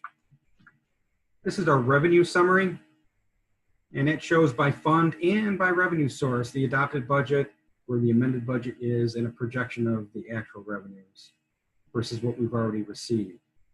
So at this particular time, our general fund has projected revenues that are almost about $1.4 million less than where the budget currently stands. And conversely, our special aid and grants fund is running, projected to run about 1.5 million higher than where the budget currently stands. It's important for me to note that, and I think I've already said this, but I'll say it again, the $35 million in spin-up aid that was authorized in the enacted state budget is included as general fund revenue. So the variance between our budgeted and projected general fund revenue, there's a lot of revenue lines, and you're going to see throughout the year some revenue lines running higher and some revenue lines running lower than where the budget stands.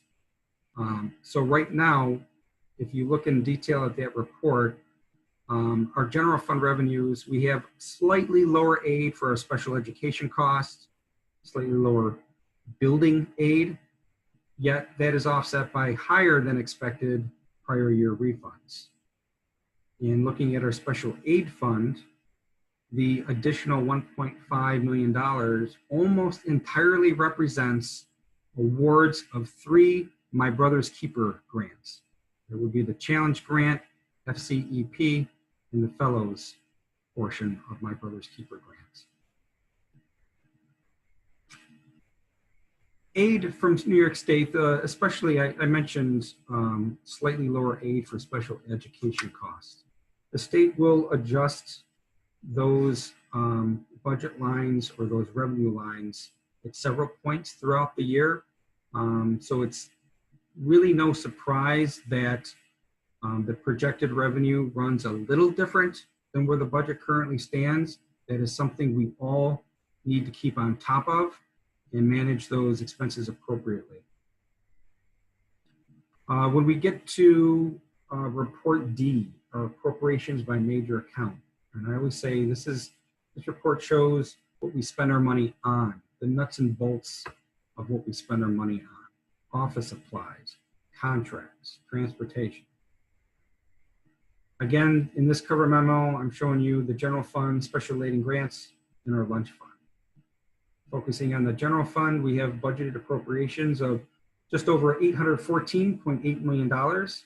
We do have a portion of that already encumbered, about almost $7 million. And we've already expended over $574.7 million. That leaves available appropriations in the general fund of $198.368 million. I'm going to have a couple more detailed comments when we get to that section. And then I'm just going to quickly say, report E, it's appropriations by function. And I say every month, I think, appropriations by major account is what we spend our money on. Appropriations by function is what we spend our money for. I really like that style of the report. It follows our state reporting requirements. I may have commented last month, we've had one ESSA round of reporting under our belt. I think when this district files its next ESSA report, we should start developing, we should show you what our expenditures look like in an ESSA format. It's just a different way of looking at what we spend our money for. But quite honestly, what we spend our money on, accountants like to see that. What are we spending on office supplies, salaries, contracts? What we spend our money for might be more appealing to our parents and our community at large. So perhaps at some point in the future, those might become a higher priority report for you to review and question us. And then finally, at the end of the packet is our 2 capital reports. We have our capital budget status report for the H fund, which is our cash capital projects, and our K fund, which is the bonded projects. Kalia, if you could just scroll forward a little bit. We first get our cash balance and general ledger summary. There's always a difference between what the cash shows in the general ledger versus what the bank statement. A few minutes ago, a commissioner referenced it's almost like managing your checkbook. Absolutely.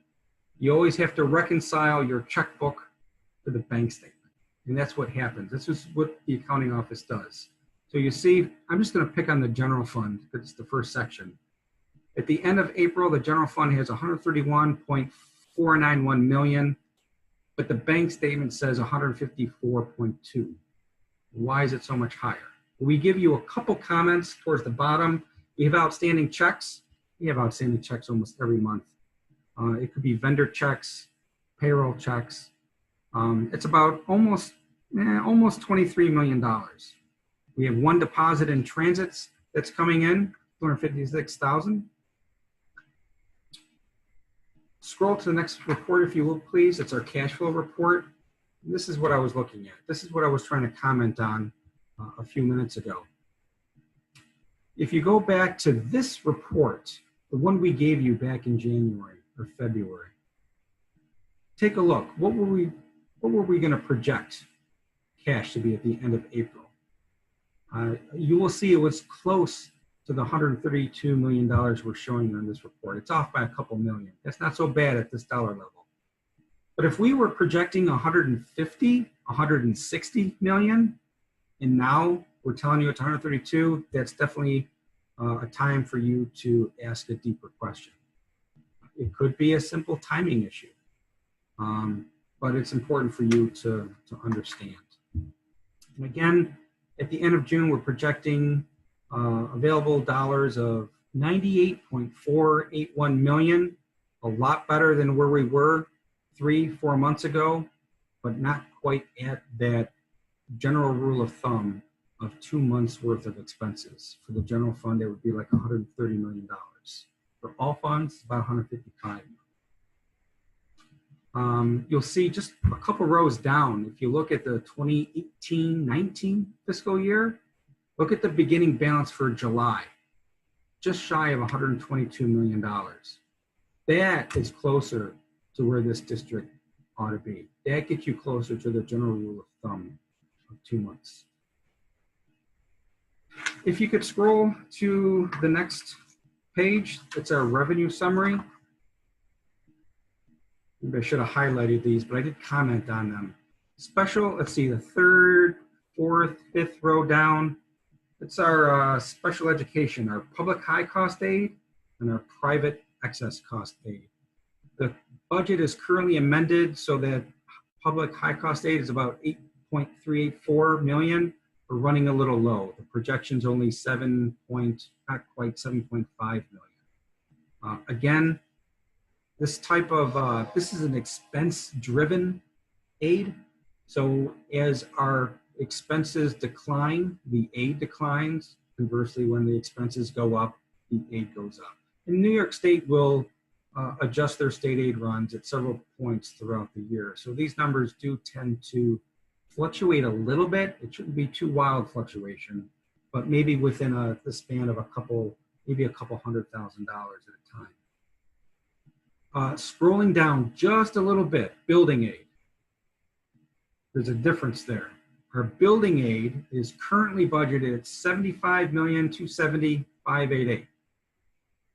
But yet we're showing you a projected revenue of just under 74 million. That's an opportunity for you to ask a question. However, I'm going to answer the question before you ask it. We've had follow-up conversations with our capital accountant. We are in the process of filing additional final cost reports for several of our projects. Next month, this projection of 73.989 million, that should be about roughly $2.8 million more than what I'm showing you today. So next month, we're going to update this, and building aid will actually be projected a little higher than where the state currently has us and where our budget shows at 75.27 million. If we can just go down one more page, we get over to our special grants, our grants and special aid. State sources, there's a line, other state source grants.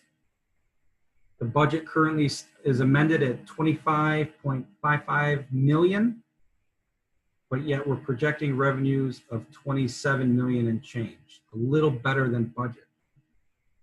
That is the result of primarily those 3 awards of My Brother's Keeper's Brains. That information came to us after we put through the April budget amendment. So that's why you're seeing a variance in the projection versus where the budget currently stands. If we can go to the next page.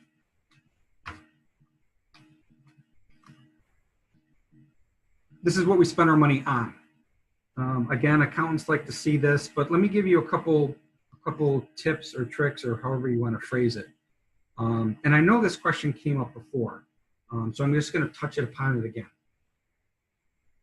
You have this column, the second column, the budget as appropriated, April 30th, 2020. Take a look at all these appropriations. If you ever see a negative appropriation on this report, you need to ask the question. There should only be, I can think of, off the cuff, I can think of one area where you should see a negative appropriation, and that is department credits.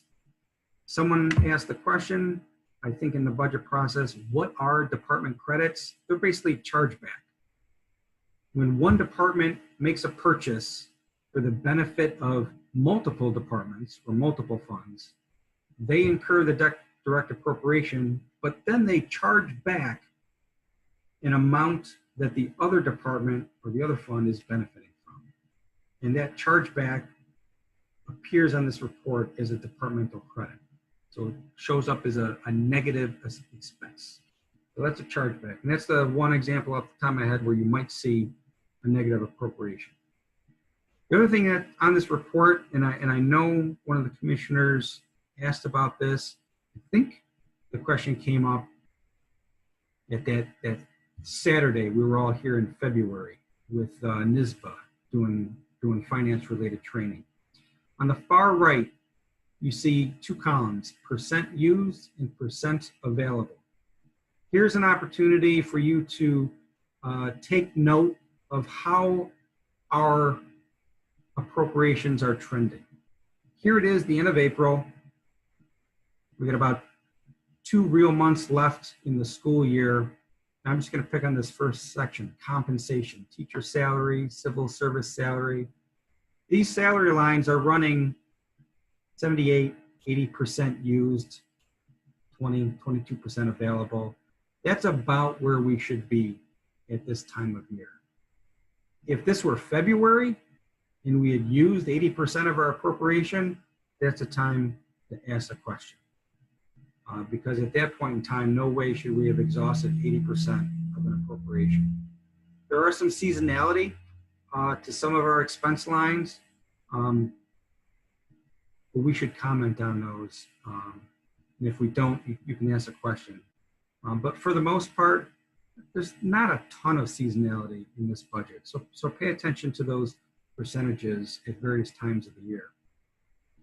I will say right now that second section, substitute teacher cost, hourly teachers, teachers in service. These are lines where you should start seeing some savings because of our COVID-19 school closure. Hourly teachers is a prime example. There's a lot of additional pay that the board authorizes throughout the year in resolutions. A lot of those additional pays show up as hourly teachers. So the fact that here it is the end of April and we've used about 45.5% of our appropriations, there's a line where you ought to see some savings by the end of the year. So Bob, can I just, because we had this conversation in the pre-finance meeting as well.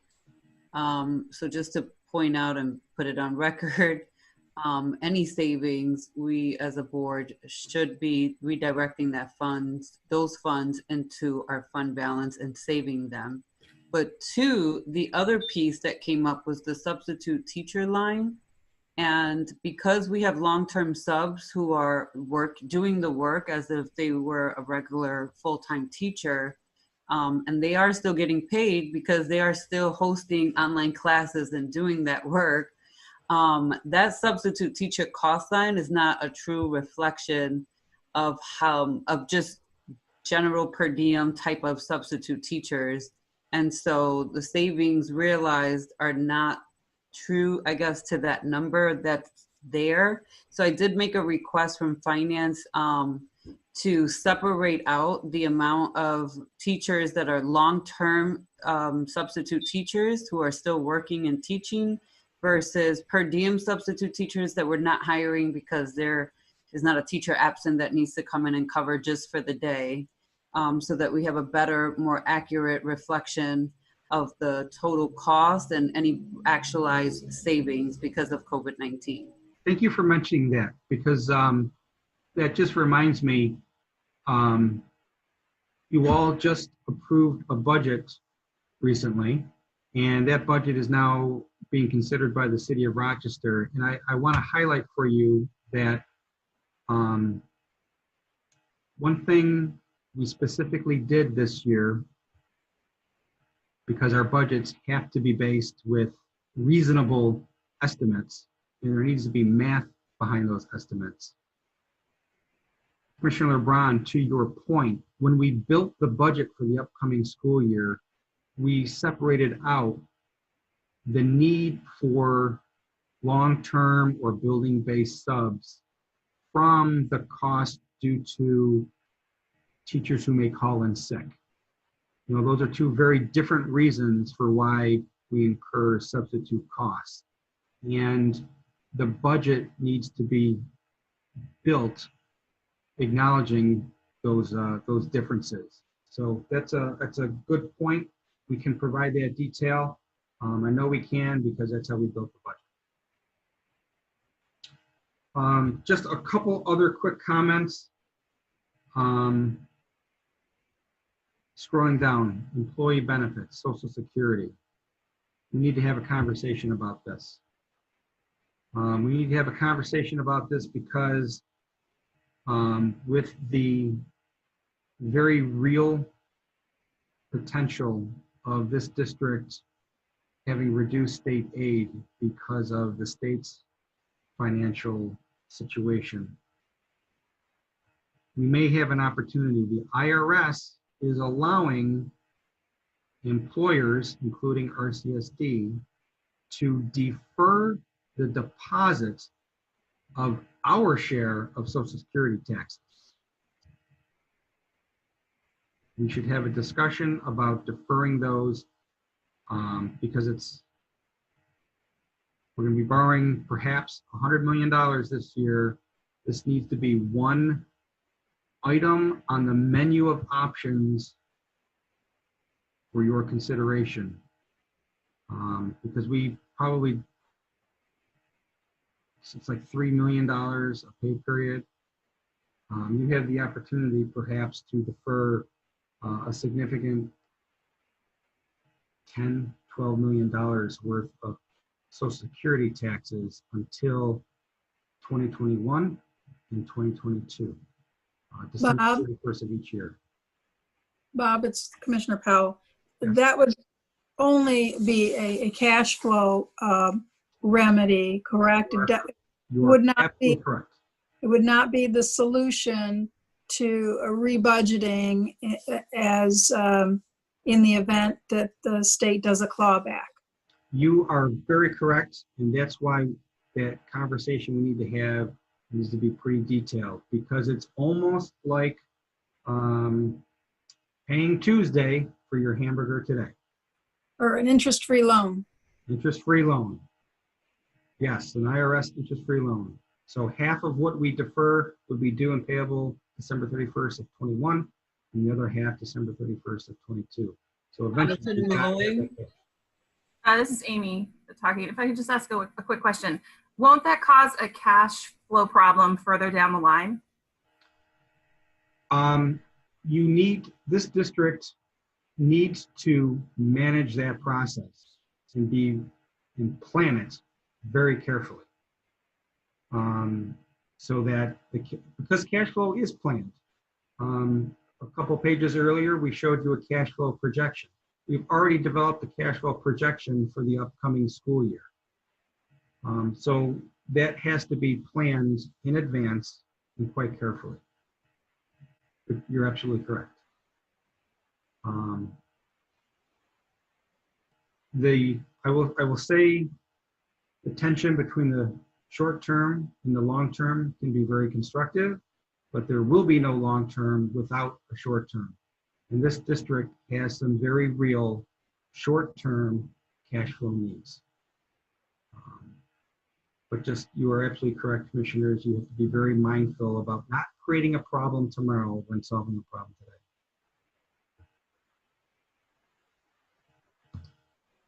Is it, should I continue? Yes, I don't have the hand seeing ability. So like Commissioner Powell and Commissioner Malloy kind of chimed in. I'm fine with that. I did see you trying to lean in, Amy. That's why I called you. But you can continue, Bob. Thank you. Just a little lower down are fixed obligations with variability. I believe the board is going to have some conversations tonight about our contract transportation costs in measuring the financial impact of what we need to be paying our transportation providers. We've already heard commentary tonight and previously that any savings to be derived from reduced transportation costs will affect our aid next year. Transportation is reimbursed roughly 90%. So really we only derive 10% of any savings we see. And Commissioner LeBron, to the point you raised several minutes ago, when we do save money this year, it needs to be appropriately accounted for in the fund balance so that it can be assigned next year because we will see reduced aid. I think someone asked Catherine Bennett, it's almost like when we save money in the final quarter on transportation this year, it's almost like we make a profit this year. And we have to save that profit because we're going to incur a loss next year on transportation. Commissioner LeBron, I have a question. Go ahead, President White. I'm looking, Bob, at the contract transportation, and I'm looking at that column that you identified, funds used, funds remaining, I think it is. It says that there's only, if I'm reading that correct, I can't scroll back up because someone else is controlling the screen, but it appears that only 3.1% is available. How could that be given the fact that our kids haven't been, I wouldn't think it would be 50%, but I certainly would have thought that there would be more than 3.1%. How is that so, given the fact that our children haven't been riding the buses for a good while now? That is an excellent question. Thank you for asking that. The reason you see only 3.1% available is not because we've already spent the money, cash out the door, but we also have 24.344 million encumbered. So we reserved 24.3 million of the budgeted appropriations because we believe we may be liable to pay that out on a future date.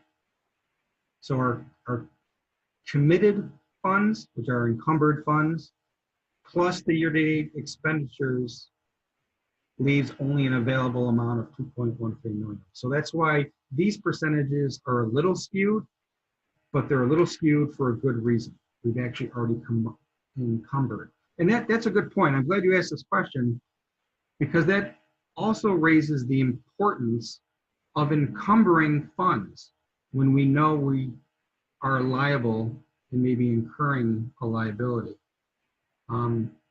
We are starting to do a better job encumbering funds. We have a ways to go as a district, but we are not necessarily climbing Mount Everest in a day, but we are chipping away at this, and we are identifying a number of easily identifiable liabilities that we know we can encumber immediately. Charter school tuition, special education tuition, contract transportation, virtually every contract, no matter what the type of service being provided is.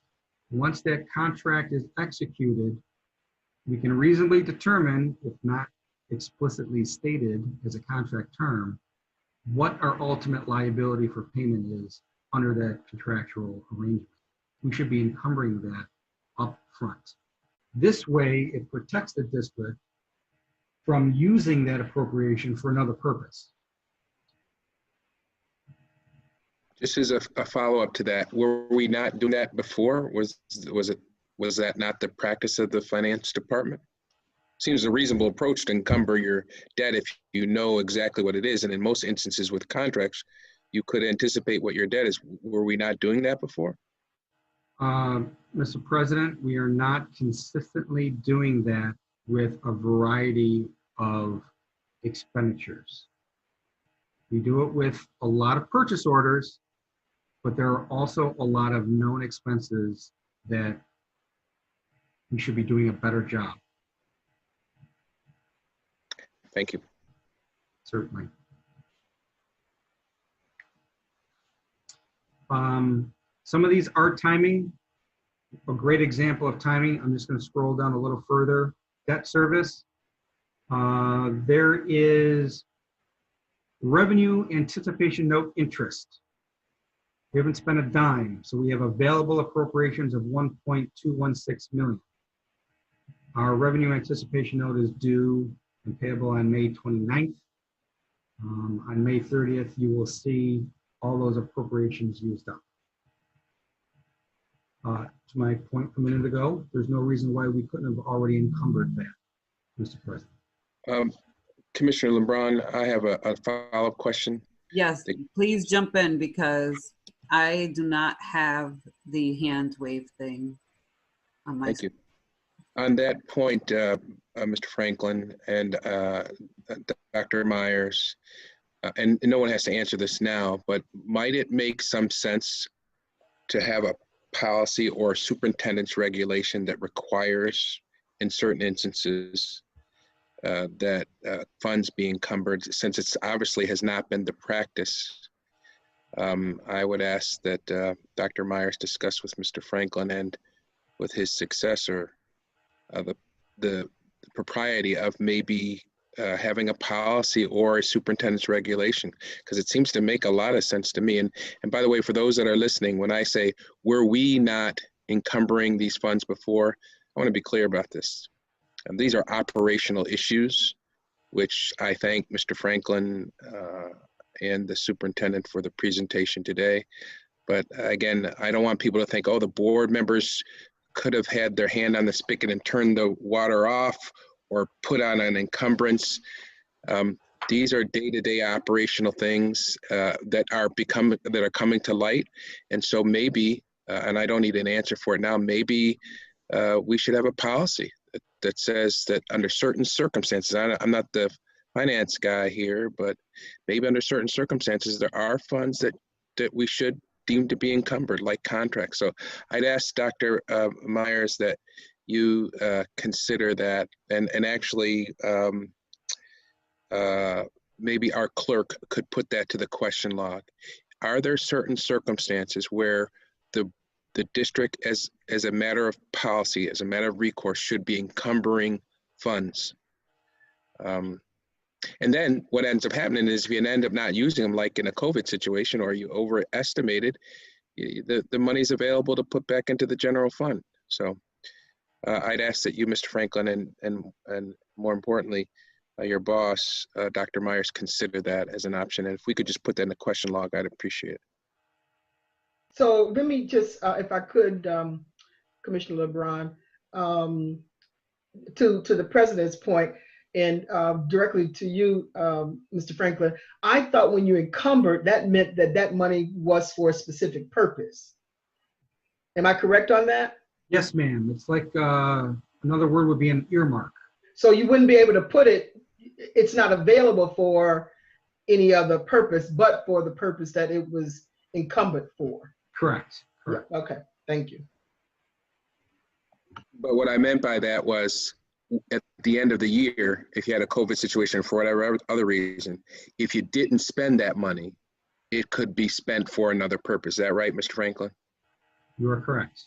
And most importantly, we could make sure that nobody, no matter who that person was, couldn't be playing funny with the money and moving stuff around. If the money was set for transportation, he or she, whoever that person might be, couldn't move it to cover some other debt. In other words, rob Peter to pay Paul. That the most important reason behind a policy like that would say that money is frozen, it is committed to that particular purpose, and you can't use it to cover up some other, not cover up, but cover some other debt that you have, which I think is one of the things that got the district in trouble before. So again, Dr. Myers, I offer that up for your consideration, and would ask that even before the monitor gets here, as we have done, we consider what things we might do to improve our financial practices. And this seems to me to be something we want to do to make sure that if we can pay the bills that we can pay the bills that we say we are committed to paying.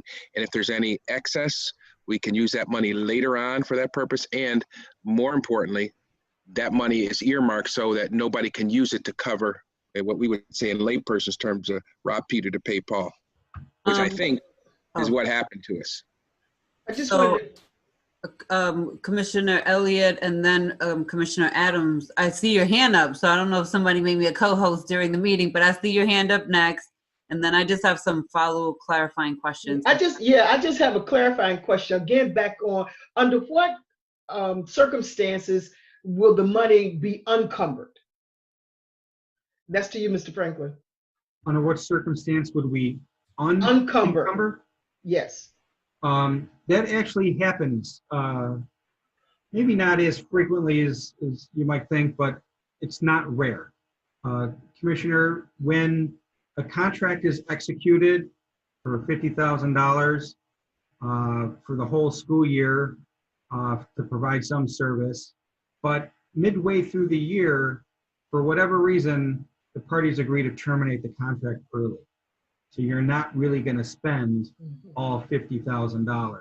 You could unencumber the remaining portion of that contract once it's terminated. And that would free up those appropriations for other use. Thank you. So in my mind, an example of unencumbered would be right now, transportation people are collecting unemployment. I mean, they ain't not going to be able to, there's no reason for us not to unencumber it.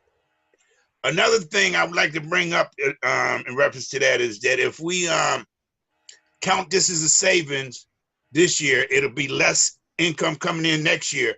But in my mind, we need to take another look at what we're spending on is transportation.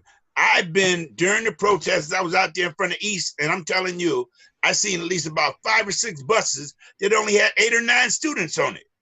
5 or 6 buses. And so that's just that one school. I really believe we need to right size the transportation. I think we're just overspending, way overspending. And that's the point I wanted to bring out. I'm done. Thank you, Mr. Adams.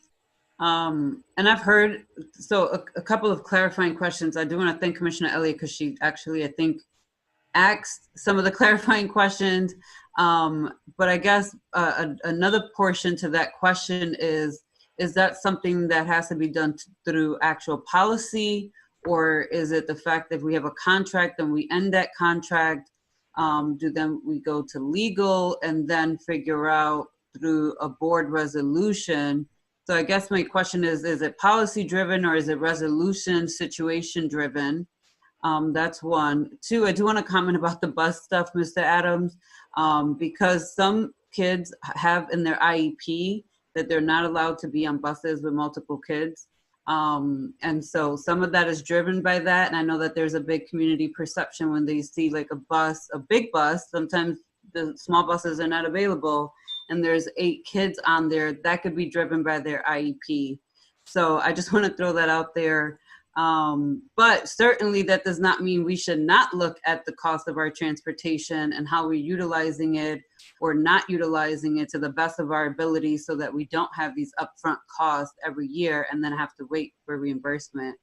So Bob, if you can answer if you feel that as the CFO currently, that is policy driven or really case by case resolution driven. I'd be interested to hear that answer. And then I see Commissioner Shepherd raise her hand. Thank you, Commissioner. There's actually, school districts are expected to use encumbrance accounting. The state comptroller has an entire accounting and reporting manual that talks about school district budgeting process and its encumbrance process. So there actually is an entire state manual to describe this. When funds are encumbered or unencumbered, it's really in compliance with the accounting expectations for school districts.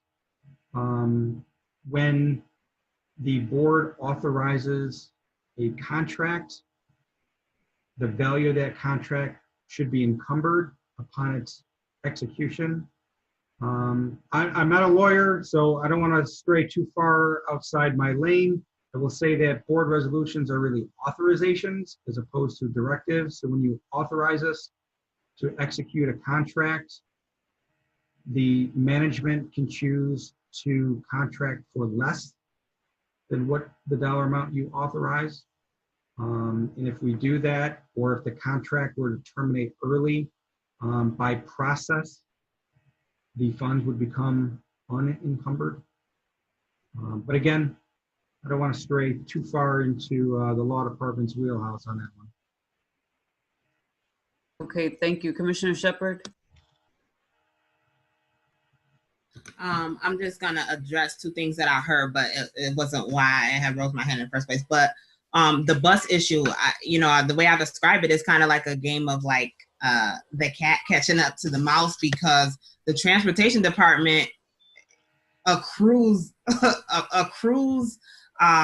expenditures every year because of contracts. And so if we say we're going to cut back in the transportation department this year, and then we catch up to the fact that now we're not going to be reimbursed at the same rate, that's where we have the issue with the finances with transportation. I don't have the smoking gun answer to how we address that, but I do know what the issue is. And I know that we'll have more discussions around that. But what I really raised my hand was again, I know I've been asking this for the last couple of months, in regards to the outstanding checks. And this also ties back into my concerns about the cash flow issues, is that this month, in this report, actually, I should say in this report, it was stated that we are there's about $22 million worth of outstanding checks. And I have two questions around that. So every month that number seems to change, and I need to know how much of that for each month is rolling over to the next. I've also asked in regards to how much are the checks, the limit on the checks, what is the limit on those checks? Because I really, the problem is that when people aren't cashing checks and it continues to build up, our bank account in and of itself does not know that money was supposed to be spent for that month, or that money was supposed to be spent for that budget year. And so where I see an issue coming in is that at the end of the budget year, when we're like, oh, we have all this money left, there's finagling that happens, as was talked about in a previous report years ago, that what ends up happening is that money gets transferred into different budget lines to kind of cover mishaps or cover expenditures in other budget lines that wasn't budgeted for. And that's how our budget gap has also grown in regards to cash flow issues with that. I don't know, and I am asking the legal department as well, is what can we legally do as a district when people don't cash their checks?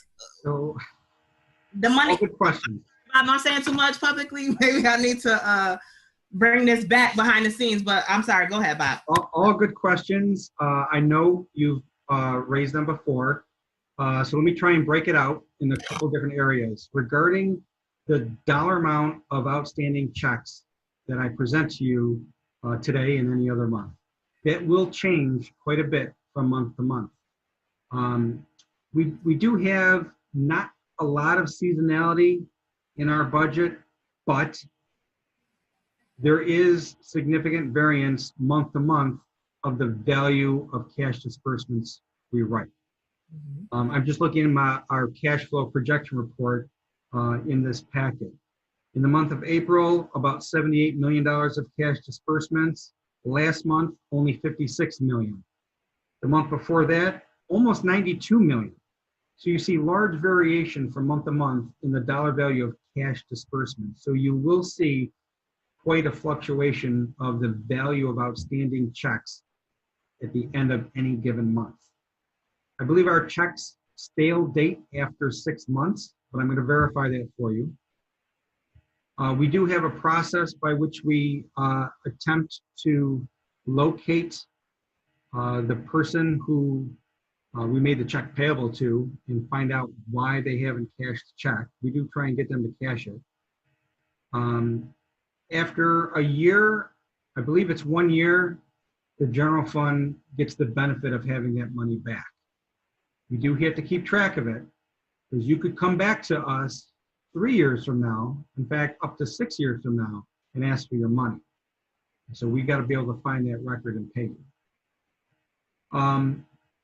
Another point you raised, you're starting to split the difference between cash basis accounting and accrual basis accounting. At the end of the year, when we see our bank accounts with a lot of money, it's not that we think we can go spend it on other things, because we do maintain our financial statements on a modified basis of the modified accrual basis of accounting.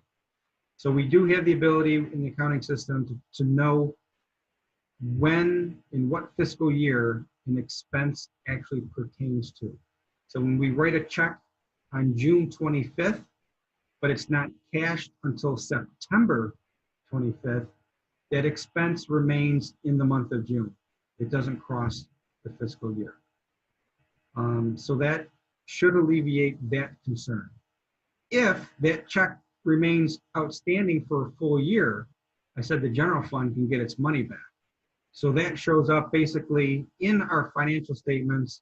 We either show it as a one-time revenue, like a refund of a prior year expense, or we may, I don't have the answer, we may net it against that expense that we originally had charged it to, the account we originally charged it to.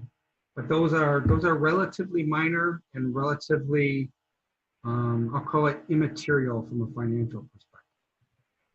So I actually thank you for stating that, because what I have seen myself in the financial, just obviously before you got here, is the fact that it wasn't happening like that. Like, so the explanation was not given that if a person doesn't cash or there's outstanding balances for whatever reason, it also could be for other reasons, but this one in particular, is that it wasn't being explained that it was attributed to the month in which it was supposed to be cashed, at the month that it was rendered. And so what ended up happening for me, which I was trying to get an understanding from the finance department, is how 1 month we say we have this money in our bank account and then we don't have it anymore. And so we're making decisions based off of the fact that we believe we have this money.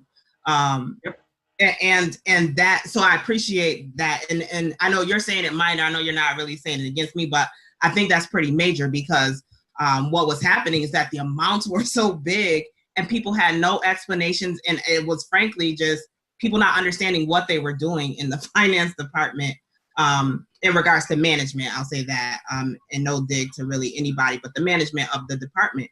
And so I appreciate that explanation. Although I say cash is king, always focus your decision-making on your appropriations and your expenses, not necessarily your cash balance. Okay, anyone else? And Bob, you're done with your presentation? Absent any additional questions, that concludes the presentation, Commissioner. All right. Motion to approve. All right, we have a motion to Second. approve, or to advance, right? Because it gets voted on officially on the May 26th meeting.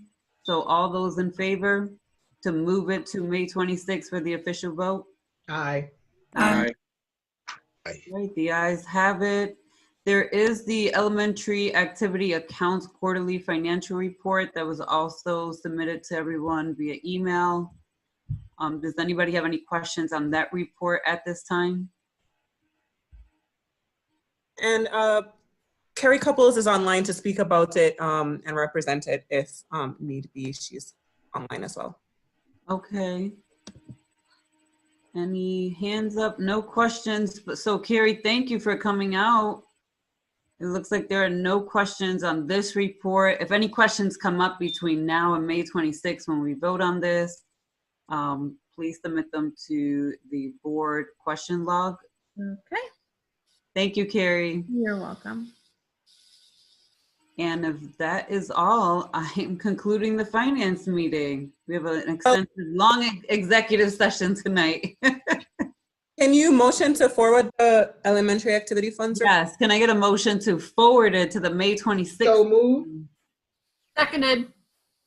So motions by Commissioner Elliott and seconded by Commissioner Malloy. All those in favor, say aye. Aye. Aye. And can I get a motion to close finance? Commissioner LeBron, we did approve minutes, didn't we? No, you should have received an updated agenda item saying that the minutes were all going to be presented at the May 26th meeting as well. Okay. That was sent via email today, and I know that we received the original one on Monday. So no minutes today, guys, but they'll all be at the May 26th meeting for you guys. So can I get a motion to close finance so I could turn over the gavel to So Van? moved. Seconded. Motioned by Commissioner Elliott, seconded by Amy Malloy. All those in favor to end finance? Aye. Aye. Thank you. Van, you have the gavel. Thank you, Commissioner LeBron. Next item on the agenda, as has been indicated already, we have a pretty aggressive, extensive executive session planned for tonight. You all, if you've been watching these meetings, you know what that's about. The law requires in certain circumstances relating to people's personnel matters that we only discuss them in confidential executive session. That means we're not allowed to call out people's names and their jobs or their performances, good or bad. We have to discuss those things in private. So you veterans of board meetings, you know that's what we're about to do. It's very unlikely that we will reconvene back in public before we adjourn, but there won't be any decisions being voted on at that time. So I suggest you go home or be at home, watch your favorite TV show or put the kids to bed or do whatever you got to do because we're about done for the night, at least this part of the meeting. So can I get a motion to go into executive session for the purpose of discussing personnel matter? I heard the motion from Vice President Elliott, seconded by, I heard somebody. Me, Beatrice. Commissioner LeBron. All those in favor of going into executive session indicate so by saying aye. Aye. Aye. Good night, everybody else. We'll see you at our next meeting.